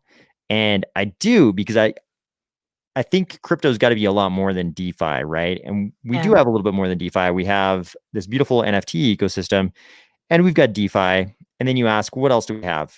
We've got like World Mobile, and we've got like, sort of the AI, suite of ecosystems in Singularity Net, all of that. But I think the next wave, it can't be, I hope it can't be another wave of DeFi. It's got to be something else. I hope it's something that looks a lot more like real world application, a lot more like World Mobile stuff that like actual consumers will actually care about, not just more degen tooling, right? Like I think we build a lot of tooling just for DeFi degens. I agree. Yep, I totally agree. I think like, the early days of the internet started that way a little bit with like Usenet and, even before that, things like Gopher and Finger and like these other protocols that were not even like on the web. I used to use those and, they were, Usenet originally was like, yeah, for technical people and professionals. A lot of like universities were on there. But I want to jump back to the first thing you were talking about like the future for IOG and how they'll become kind of like a client of the treasury and will like vote to give the money or not. Yeah. And and Emergo is one the other entity, but then there's the Cardano Foundation and there was this thread, there's this thread that comes up every 4 or 5 months, which is where is the Cardano Foundation? What have they done with their millions and millions of ADA? How come when I Yeah. watch F1, I'm a huge F1 fan. How come I see all these advertisements for all these different blockchains? I don't know if that's good or bad. A lot FTX was there, for example. But like, where is the Cardano Foundation? What are they doing? But also, AOS, like, what is their role maybe in this future? Is now the time where they can play a bigger role once Voltaire comes out? But Yeah. why don't we start up until now? Like, what do you know of the Cardano Foundation and like what is their mandate and what do you wish was happening differently there? I feel like there's a lot of anger there. Yeah, I mean, I think you're right. This question does come up very frequently. And it's kind of like it's almost the fact that there seems to be a lack of transparency, I think, is kind of a side effect of something good that's happening, and that's that there is a real gap between IOG and the Cardano Foundation, and we get most of our info about the Cardano ecosystem through IOG. So they don't necessarily give us information about what the CF is doing. And it's because they actually are two entities, which isn't always the case in crypto. In crypto, a lot of times you'll have like this foundation type entity, but it's really controlled by this small cadre of elites. So they're constantly able to tell the community like, oh yeah, the foundation's doing this. And, and it's really kind of a puppet foundation. I think in Cardano, they're like two actual very distinct entities who have complete, independence. I mean, we have this, what is it? It's like a 5 of 7 multi-sig to update the protocol, I think, or it's like 6 of 8 or something like that. I think it's like 6 of 8. And I mean, like they're actual independent entities. The Cardano Foundation has keys, IOG has keys, the CF has keys. Obviously, that's all changing with Voltaire. And I think Charles, in one of his AMAs, swore that he'll burn IOG's keys if Voltaire is not in place, by a certain deadline. I think it was like the end of this year or something. Wow. And that's obviously with regulatory pressure in mind. But I think the reason we don't hear about the CF is because we mainly hear from IOG. And the reason they can't tell us about what the CF's doing is because they actually have independence from each other, which is what we want. But I agree with Voltaire, the CF is going to have to step up. And I think we're going to see a lot more of the spotlight on the CF because that's what IOG wants. IOG is not going to begrudgingly give up the spotlight. They're saying, "Yo, Cardano community, we're not going to run things anymore. You don't have to worry about us like trying to grasp, the reins of power. We are throwing them at you." So the CF is going to have to step up. I think people are going to miss IOG. I think people don't realize how much we rely on IOG and how much benefit we get out of the free dev work they've been doing all this time. But yeah, the CF's gonna have to step up. Emergo has kind of chosen to focus some portion of their efforts in Africa. We recently saw them signing a memorandum of understanding with the Pan Atlantic University in Nigeria to fund, training of people and, internships, all these things. That's wonderful. I hope Emergo does a huge amount of stuff in sub-Saharan Africa. Even, not even saying that altruistically. I think it's a good idea for altruistic reasons, but I also think it's a great idea for self-interested reasons because that's where we're going to see the most demographic growth over the next few decades. And that demographic growth is going to be a gigantic economic engine. No one can deny that. We have enough history now. Economics are made by demographics. That's what drives economics, demographic growth. And that demographic growth is happening in certain places in the world. And sub-Saharan Africa is like the biggest. I heard like 4 billion. Boom. Yeah. 4 billion people like on a certain 2050 or 2100. I can't remember, but like, yeah, the vast majority of like not the vast majority, but the majority of population will be from there pretty soon. Yeah, it's the youngest. It's like the youngest continent you could imagine in 2023. They have this gigantic number of people. Like the problem. Speaking, you and I end up talking about Asia a lot.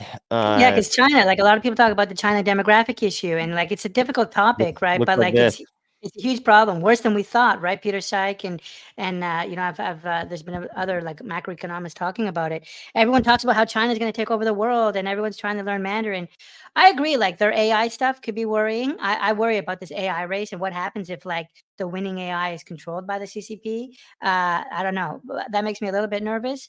But I'm also nervous if our government owns and controls AI. So Yeah. I think you're right, though. Like, you know, there is this arms race and technology race with China, and we just saw TikTok at Congress and so on and so on. And you know, they've been apparently taking our IP for decades and stuff. But you know, and they're sending balloons in our skies.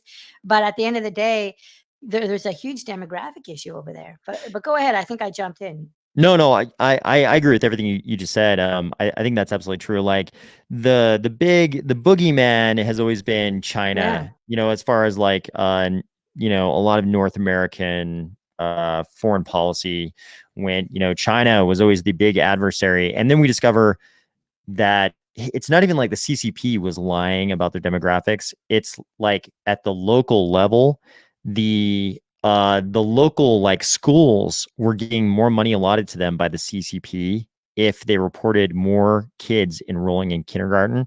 So what did they do? They reported more kids that didn't exist. So the CCP, the central planners, thought they had this huge number of people in that age group. And Zion always Yeah. quotes the exact number. I forget if it's like 400 million or whatever the number of people is. They had this astounding number of people they thought existed in China under the age of like 30, and they don't exist. It was just the local elected officials padding their numbers so that they could get more funding from the central, you know, committees that plan the economy. And they just don't have the people. So China, I mean, Zion paints this horrific picture of, you know, the Chinese economy just sort of like slowly collapsing. And then you've got the misplanning, misallocation to their real estate sector. Like, God, it was so amusing for years that the world didn't realize what was going on with the ghost towers and the ghost cities. And then you've got expats like AB China, like they're riding their damn motorcycles to these ghost cities and showing you that there's like a street with like 30 skyscrapers, you know, that have never been lived in, will never be lived in, and they're just being traded. The condos in these skyscrapers are just being traded like commodities. So it's like wild. I think it's gonna be wild watching what happens to China, and that's like a lesson about the opposite of what sub-Saharan Africa is going to experience. China is this inverted pyramid demographically. You've got, or I guess it's like this. It's an inverted pyramid. It's an inverted pyramid, so it'd be like this. You've got a huge number of old people, and then because of one-child policy, obviously. Yeah. And just urbanization, they did the thing that every society does when they urbanize. If most people live on farms, there's a huge incentive to have more kids because they are the manpower for the farm. But then the second you urbanize and you dip below that 2.1 children per woman demographic number, you cannot sustain your population. It starts going down. And we didn't realize how soon it was going to happen with China because a lot sooner. Yeah. they were lying about the numbers. So here we are. I think another issue, like America America is going to maybe dodge this because there's a lot of, you know, immigration and young people immigrating to American universities and staying in America, and so the working population of America can continue to increase through, you know, immigration policies. But you know, China is you know, China is having to really incentivize people to come and migrate over to China from a place like South America and parts of Africa. There's not as much of appeal of people right now to want to live and raise their families in China from some of these countries, and so they don't have the advantage that America has to fight this demographic issue. Yeah, I mean, people are always so confused about U.S. immigration policy. Like, people are dumbfounded. They're like, "Why? What is going on with our immigration policy? How come?" This seems like it would be a simple issue to sort out. And the thing they don't understand is that just like it would be politically toxic for the Federal Reserve to say they're giving money to all these other central banks to prop up banks in other countries, the officials running our immigration policy, they realize that in order for us to stay above or at that 2.1 population replacement number that's required for economic growth, we have to have the immigration. So, I mean, the piece that people don't understand when they're befuddled by U.S. immigration policy is that we must have the immigration. It's the only thing that's sustaining the economic growth. Check out this comment here. This user was on Twitter and noticed that Cardano Shamrock apparently just asked GPT-4. I think I might have figured out how to do a solo layout. Oh no, are you still there, Cardano? Are you not there, eh? Never mind. Let's exit Nope. there. Okay. So, but apparently Cardano Shamrock just asked GPT-4 to write a smart contract for him. And I was just looking at it here. It actually looks, pretty decent. So yeah, we were talking about GPT-4 just a few minminutes ago. The prompt is here it is. Yeah, build me a Cardano smart. Yeah, go ahead.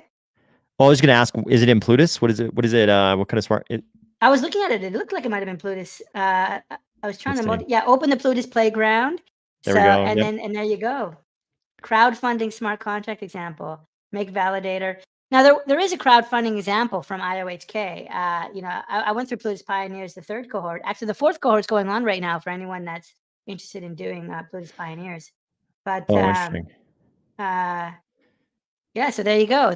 What's interesting is because I thought GPT-3 only had data up until like 2001.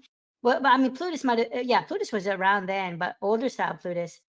I wonder ChatGPT-4, do we know? Like, you mean 2021, right? Oh yeah, sorry, 2021. Yeah. Yeah. That's an important correction. But like ChatGPT-4, does it have more of a data load or what?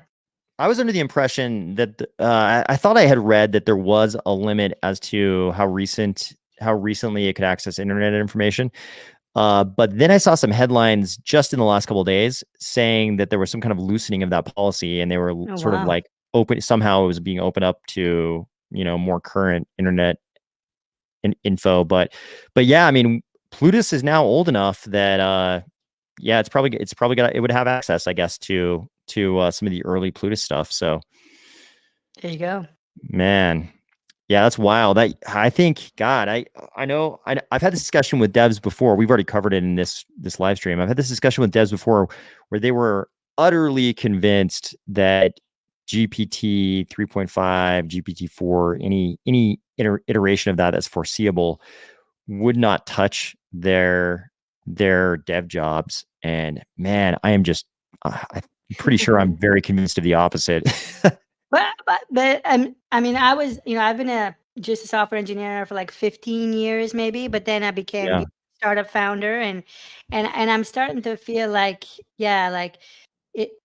it's really about like the product management and the business side and knowing what to build and stitching pieces together. So much of it is like, okay, taking this technology, it's really just a small component and building the business, building the product on top of it.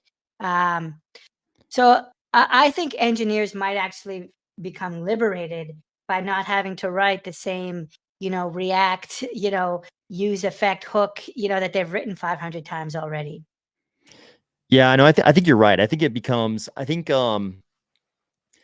like tech work in general becomes something different than it was before. It'll be like less reliant on the human sort of crafting of code. Tech work, yes, but not tech businesses. I think tech businesses and launching products will continue to need humans. Yeah, for sure. Like, I mean, somebody is going to have to, it's sort of it's going to be a spectrum. I think it's going to be a spectrum of how much you're relying on AI. And part of it is just preference too, because you could also have like somebody go to GPT-4 right now and say, hey, because like when I asked GPT 3.5, actually it wasn't even 4, I asked 3.5, what, I was like, hey, if I give you $50, how would you make money for me in the Cardano ecosystem? One of its plans was building an NFT DEX. And at that moment I was like, oh, wow, if I just fork over the $15 a month or whatever for GPT-4, I'll bet GPT-4 will code the DEX for me. Or actually it had two different plans. I think one of them was an NFT marketplace, and I can't remember if there was a DEX, but there was definitely an NFT marketplace. But I was like, I'll bet if I tell GPT-4 to make the damn NFT marketplace, it'll go ahead and start coding the back end for the marketplace for me. And I'll bet it'll, I already know it'll make the user interface for me. So, but I don't know. Like the other thing too is like I think Alessandro and maybe other people, they've put NFT marketplaces on GitHub. Like there's public code for this, but that only gets you like 10% of the way there. You need to yeah, add a bunch of functionality to actually make it work. You need to learn how to deploy it into the cloud. But then like that's only like the base functionality, but then you need to style it and make it yours. You need to have some kind of a yeah, vision and packaging around it. You can download Ethereum and Cardano NFT marketplaces right now, but no yeah. one's really doing that. Like you need to know you need to know the code. You need to know how to make changes to it.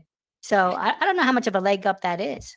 I mean, I think it's sort of a question of how much you want to rely on the AI, right? Because it's like you could just say, like with the Pong example, just code the back end for me, and then I'll do all the integration stuff you're describing and all the styling of the user interface. Or you could do what that guy's doing with the sustainable kitchen products company, and you could say, hey, GPT-4, we're going to make an NFT marketplace.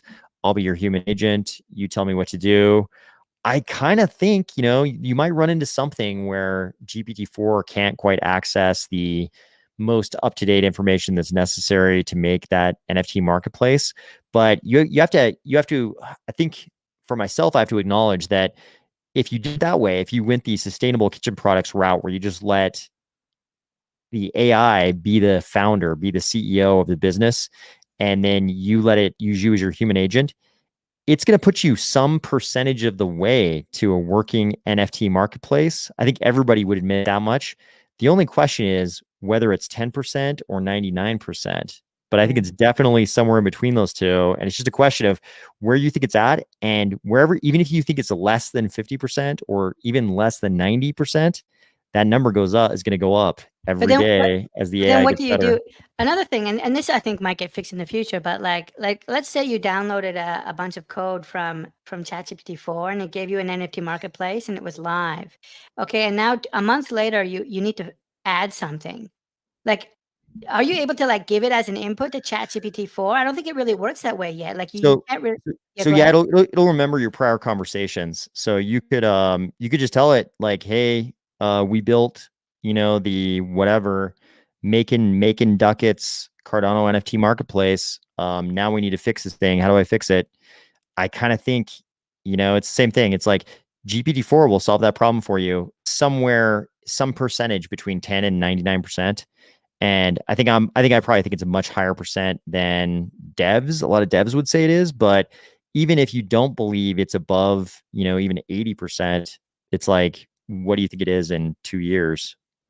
You know what I mean? We might be on GPT-6. We might be on GPT-5. Because I mean, people are doing the thing where they're taking the Stanford program, Llama. I think Llama is based on alpaca out of Stanford, right? That I think the Stanford paper was like called alpaca, and then the guy built Llama.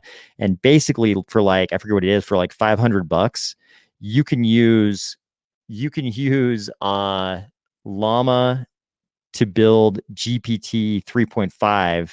You can use like GPT-4 to build GPT 3.5 for like $500 and have your own Great. personal GPT 3.5 that you just run locally. So Yeah. man, I mean, even if you think the GPT-4 can't do it, like you could build your own, whatever version of GPT we're on, you could build one version before for $500 right now, and that'll apply, as we go on in further iterations of GPT. And somebody will build one just to do things in Cardano, even if it doesn't have, even if the regular GPT-4 doesn't have the info to Yeah. do that now. It's like it's $500 and you could build a Cardano version, that maybe does it more specifically or something. And this is what I was reading about. We're going to see more and more like domain specific, GPT and like large language models, as well as ones that can run on a notebook or ones that can like run on your phone. And I was seeing someone else tweet about how, after OpenAI came out, a couple days later, Google came out with Bard, and we know that Facebook is working on an LLM. But apparently, Apple, I think, is maybe taking a different. Yeah, there you go, Bard. I think Apple is taking a different direction. I heard they maybe weren't working on an LLM, but they're working on like a traditional neural network that apparently could run on your iPhone. And so they might be taking like a different approach that'll let you have AI in your pocket. That's really interesting. I hadn't thought about that, but it would actually be kind of a functional impairment of the iPhone if there is no latest gen AI that can run on the iPhone. It makes the iPhone a less desirable device than your laptop in a lot of ways, you know? Yeah. And there's LLMs, which are really just doing pattern recognition on a bunch of data that's been preloaded. But then there's like neural nets and like there's other ways of doing AI. There was also AlphaStar and AlphaGo, which are a little bit different again. And Wolfram, you know, has been working on more like symbolic AI and reasoning and rationalizing styles of doing AI. And I think Ben Gortzel is doing something else altogether with SingularityNet. So it'll be interesting to see because, you know, we've had this huge leap in AI technology with LLMs like over the last couple of months. It'll be interesting to see if these other approaches will be able to catch up, or if all the funding and all the interest just doubles down on LLMs, will we maybe abandon some of these other AI methodologies? And you know, will that be a mistake? What'll happen? Yeah, man, it's gonna be wild. I actually just barely got an invite for Bard, I think yesterday or today. I haven't tried it out yet. Has anybody actually tried Bard? Maybe the Daily Meta has, but I don't know if that's a firsthand experience or if those are just the reports. But Love this yeah, man. comment of, yeah. Sorry, go ahead. Oh yeah, we become the parasite of the phone. Yes. Yeah, I mean that's what Scary. everybody's arguing. We're more like the Rogan always tries to say that maybe humans are just like the uploader for the AI. Maybe our purpose was just to evolve so that we could upload, we could just create the AI, kickstart, like catalyze the AI revolution, and then the AI will just continue, you know, conscious existence of consciousness or something. But man, I have a feeling. I have this like terrible feeling actually about AI, not the Terminator, you know, Rise of Skynet thing. Probably have that fear too. But the fear I have all the time is more pressing to me is that I feel like in 5 years, what we should have been doing right now with AI as individuals, like what companies we should be founding leveraging AI, I feel like it's going to seem super obvious in hindsight. Like in 5 years, we're gonna be like, oh, dude, you didn't build, you know, Super Go or whatever is the crazy company that was super obvious that no one built except for the founder of that company. You know, it's like I have this like horrible sinking feeling that in 5 years it's gonna be very obvious what we should be doing right now, but it's just not dawning on us. Yeah. Yeah. We'll see. It took us a while to get here too. Like AI has been, you know, 50 years, I think, in the making, like some of the AI stuff early on. I took an AI course at university, multi-agent systems, and it was totally different than neural networks or anything that we're doing today. So yeah, it's taken a while to get here.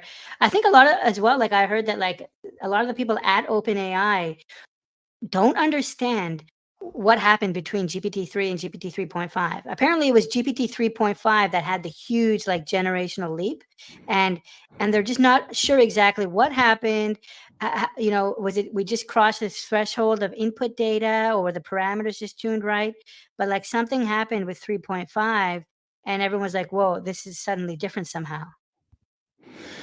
Yeah, there was a big bit of missing information about GPT-4 that they didn't provide that they did provide with GPT 3.5. I haven't looked into that as much, but there's some bit of information they sort of haven't released. I'm really curious. I think we're not really going to understand exactly what OpenAI is up to for a long time. And I guess in some respects, they are even sort of like pushing the narrative that they don't know what they're up to, because I think Sam Altman has been saying for a while, I think he's still saying it, but he was definitely saying it a few years ago, that people would ask him, how is OpenAI going to make money?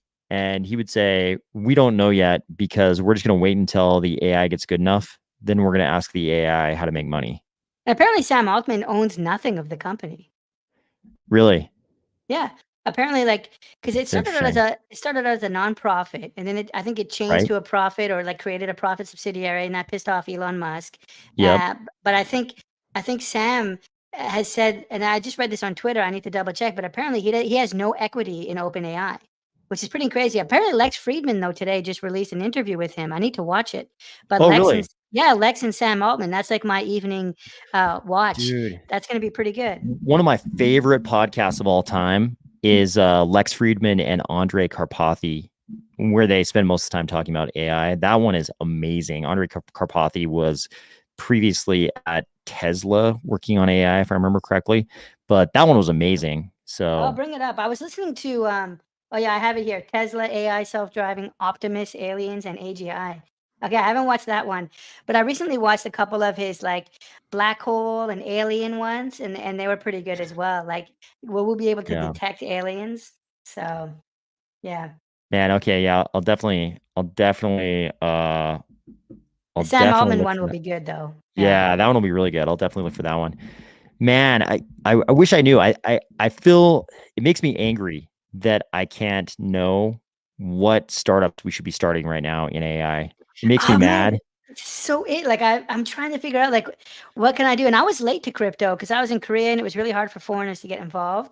It is Yeah. now too. Like foreigners can't open accounts at the exchanges, but like, yeah, I haven't figured out like okay, like how can I do AI? Like, okay, what am I supposed to do? What am I supposed to build? Yeah. Dude, It, yeah, the crypto thing makes me mad still to this day because um I still spend a lot of time like having to send money overseas, and where I have to send the money, the it would be so much easier if I could just send ADA. If I could just send oh ADA, really? it would be so Yeah. easy, but there's not. The ADA on ramp and off ramp part is so much harder Where are you than trying to send money exactly? I can't say, but It was worth it's a totally shot. illegal. It was Totally worth a legal. shot. Totally legal for Yeah. people in my nation state to send money there, so it's not a problem or anything, but yeah, All right. it's still not easy enough to just send ADA and have them off ramp from the ADA, but Yeah. the what was it? Oh, what I was gonna say though is what makes me the most mad about the same situation. Like we're just like things are just like not advanced enough. What makes me so mad is I feel like if I asked GPT-4 the right question, it would tell me what startup I should be starting right now that Yeah. leverages GPT-4. We should try it. Bring it up. Maybe another time we could bring it up, but well, I guess we wouldn't Yeah, want to do it while we're live. Maybe when we stop broadcasting, we'll have to bring it up. But that's right. I still haven't paid. I still haven't paid the $15 to access it, and I guess I don't trust enough that the Bing version, because Bing's already running on GPT-4, but I don't yeah, trust enough that the Bing version is as unlimited as GPT-4. So I haven't paid so the $15 yet. Have you? Are you paying for it? I paid in January when it was like still ChatGPT 3, I think. So I might still have it unless it's like a new one just for ChatGPT 4. Let me No, I think see. I'm not positive, but I think they should have swapped you over if you're on their, I forget which tier of their service it is, but I think if you're paying just the base amount, which is like the 15 per month or whatever it is, I think you got switched over to GPT-4. Yeah, hold on. I'm just logging in. It's going to be 5 seconds. Yeah, so I'm in there. Oh yeah, I have my oh no, upgrade to plus is there. So what do I have? Oh no, I guess I don't have it on this. I don't know. I've got like 30 different Google accounts. I'll have to figure out which one it is. But Yeah. I Yep. have one that's paid for. I'll play with it, and if I figure out what startup to build, um, I'll build it, and then I'll let you know when I'm done. Yeah. Show me your moon Lambo that you built with with GPT-4 idea.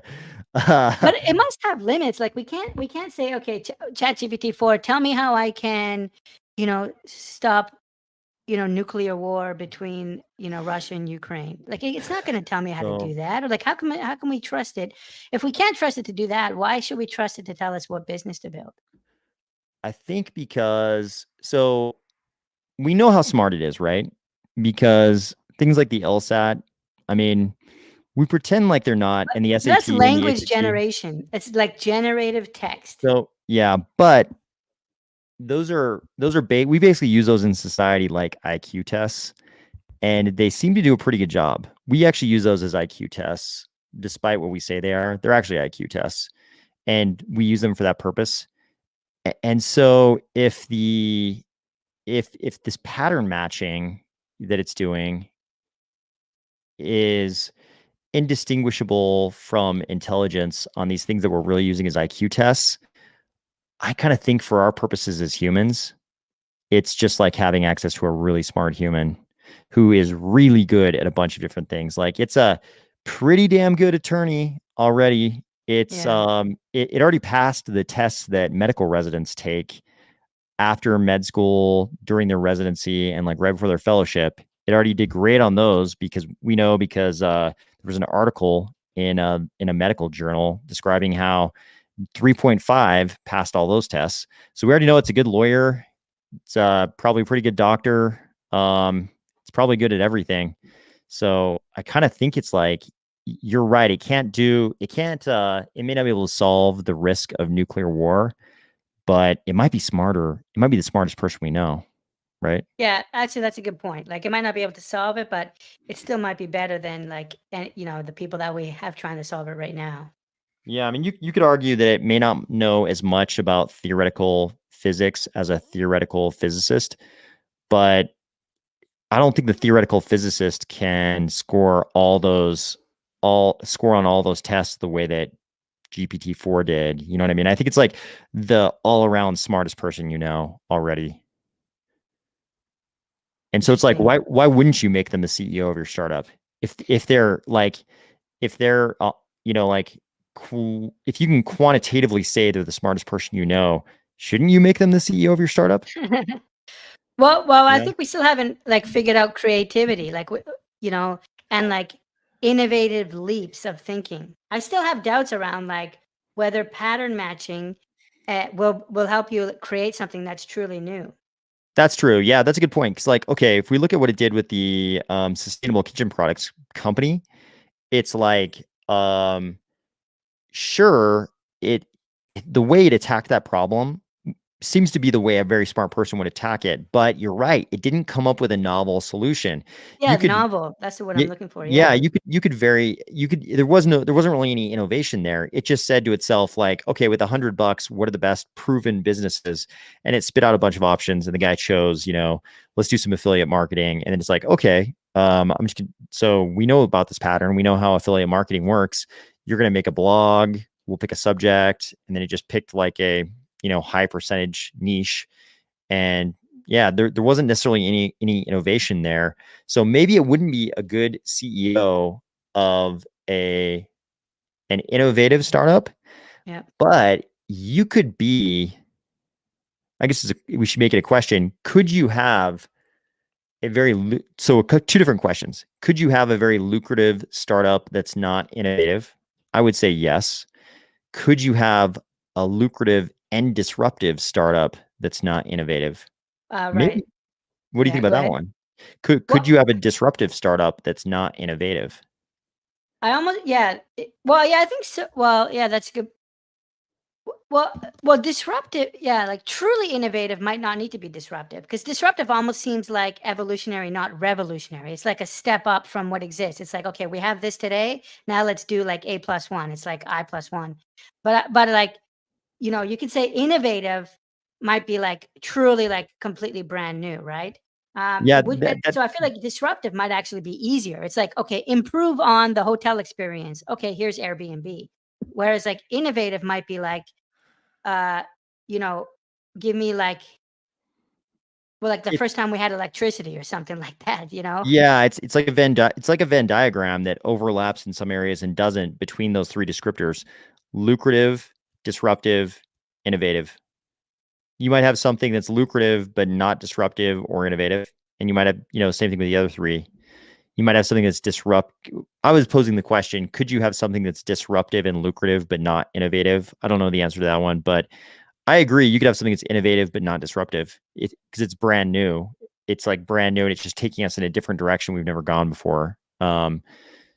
Okay, if you have 5 minutes, I've actually Yeah. never really used it too much, but while we were talking, I upgraded my account. Let's give it a test. Are Sweet. you ready? Ready. Let's do it. Let's see. So I don't know if I can. Here, I'll zoom in so we can see a little bit better. So what are we doing here? I've actually only used GPT-3, not the chat interface. So let's see. So Dude, push that same button that get you to full screen without me removing myself so that I can still talk, but Oh, well, so last time I did solo layout. Can you Okay. talk? Can you hear me right yeah. now? I Okay, can yeah. hear you. Yeah, let's go here. Can- This is great. This is great. Let's go here. But can the audience let us know if you can hear AOS? The thing is, like, there's supposed to be a way here. If you can give me 10 seconds, I used to have a way to like click on. Hold on, it was this here. Here we go. This is what we want. You're there, AOS? Yep, I'm here. Yeah. Okay, good. And we can see you. So what did you want to search for? What is it? What startup? What business should I build? Yeah. What business can I build that leverages GPT-4? Okay, I did should, but that's almost like I have a goal in mind, right? Like to get rich. Like, what is it? To make money? To change the world? To Make money. Let's go make money. make Cardano? Okay, let's just say money. Okay, so let's see. I just hit enter. Yeah, and then we could also try the prompt where we tell it you're going to be the human agent. That might give us a better result.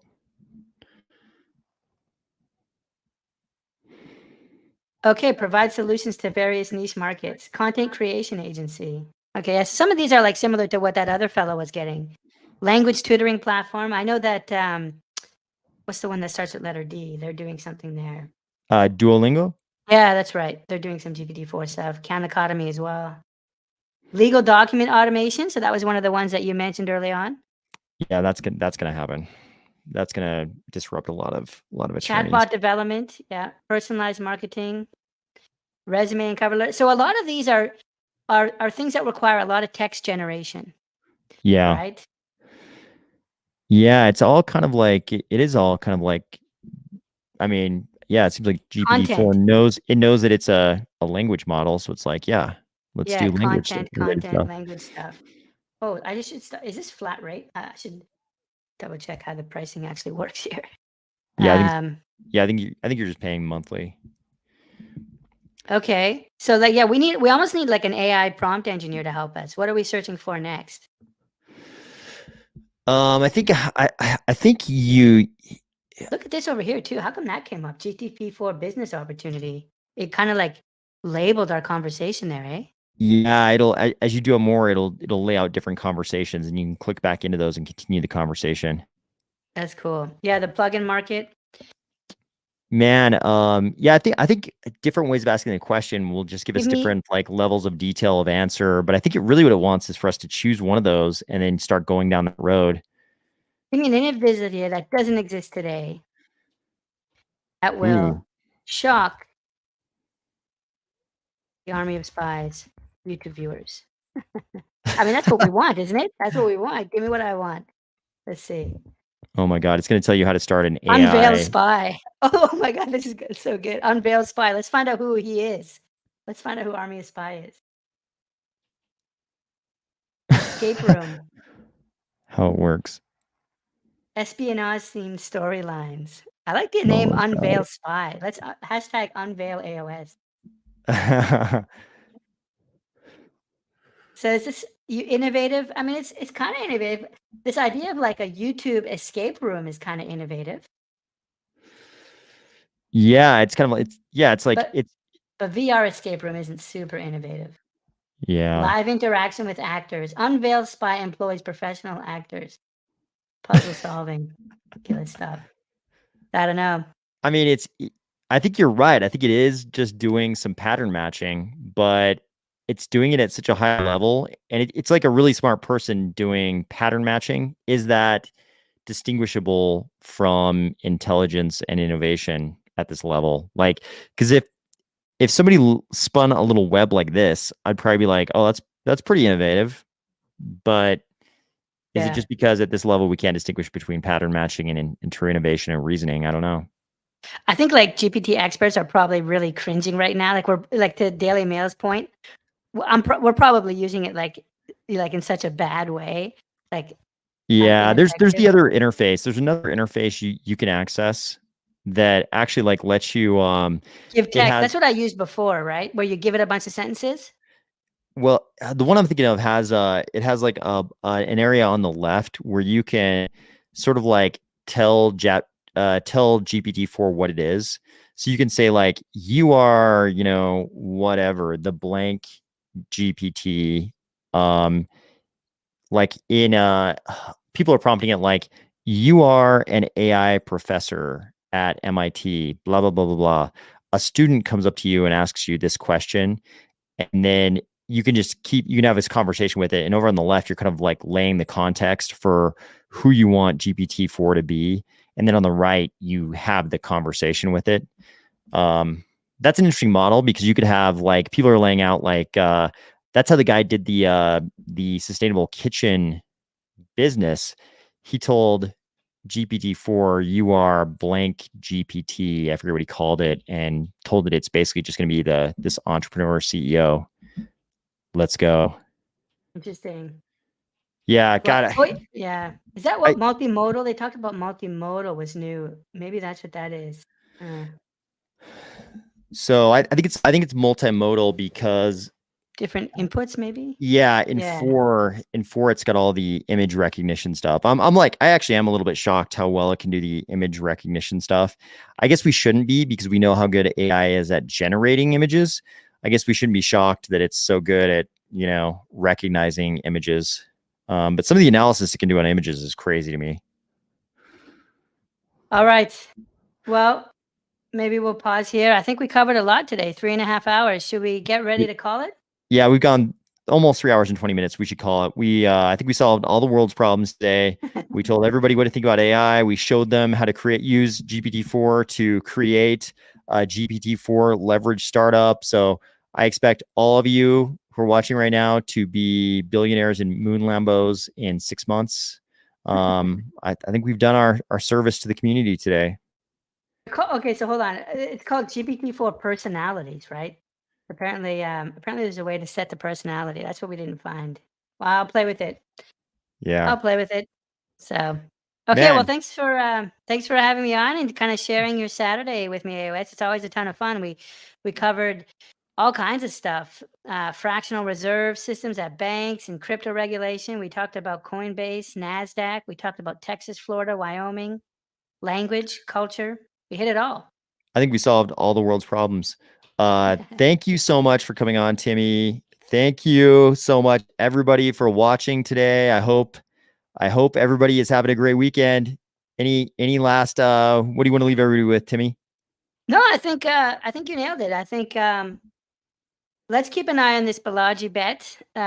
Definitely check out Balaji on Twitter, who's betting that Bitcoin will come to $1 million USD. That's what makes me happy these days. I wake up seeing is it $1 million today? So keep an eye on that. And yeah, keep an eye on that game that AOS was talking about earlier. What was the name? That game you said was like the best game you ever played? Raccoon Syndicate. Take a look at Raccoon Syndicate. They launched their game just yesterday, Raccoon Syndicate. And yeah, I think that's everything. All right. Thanks so much, everybody. Talk to you soon.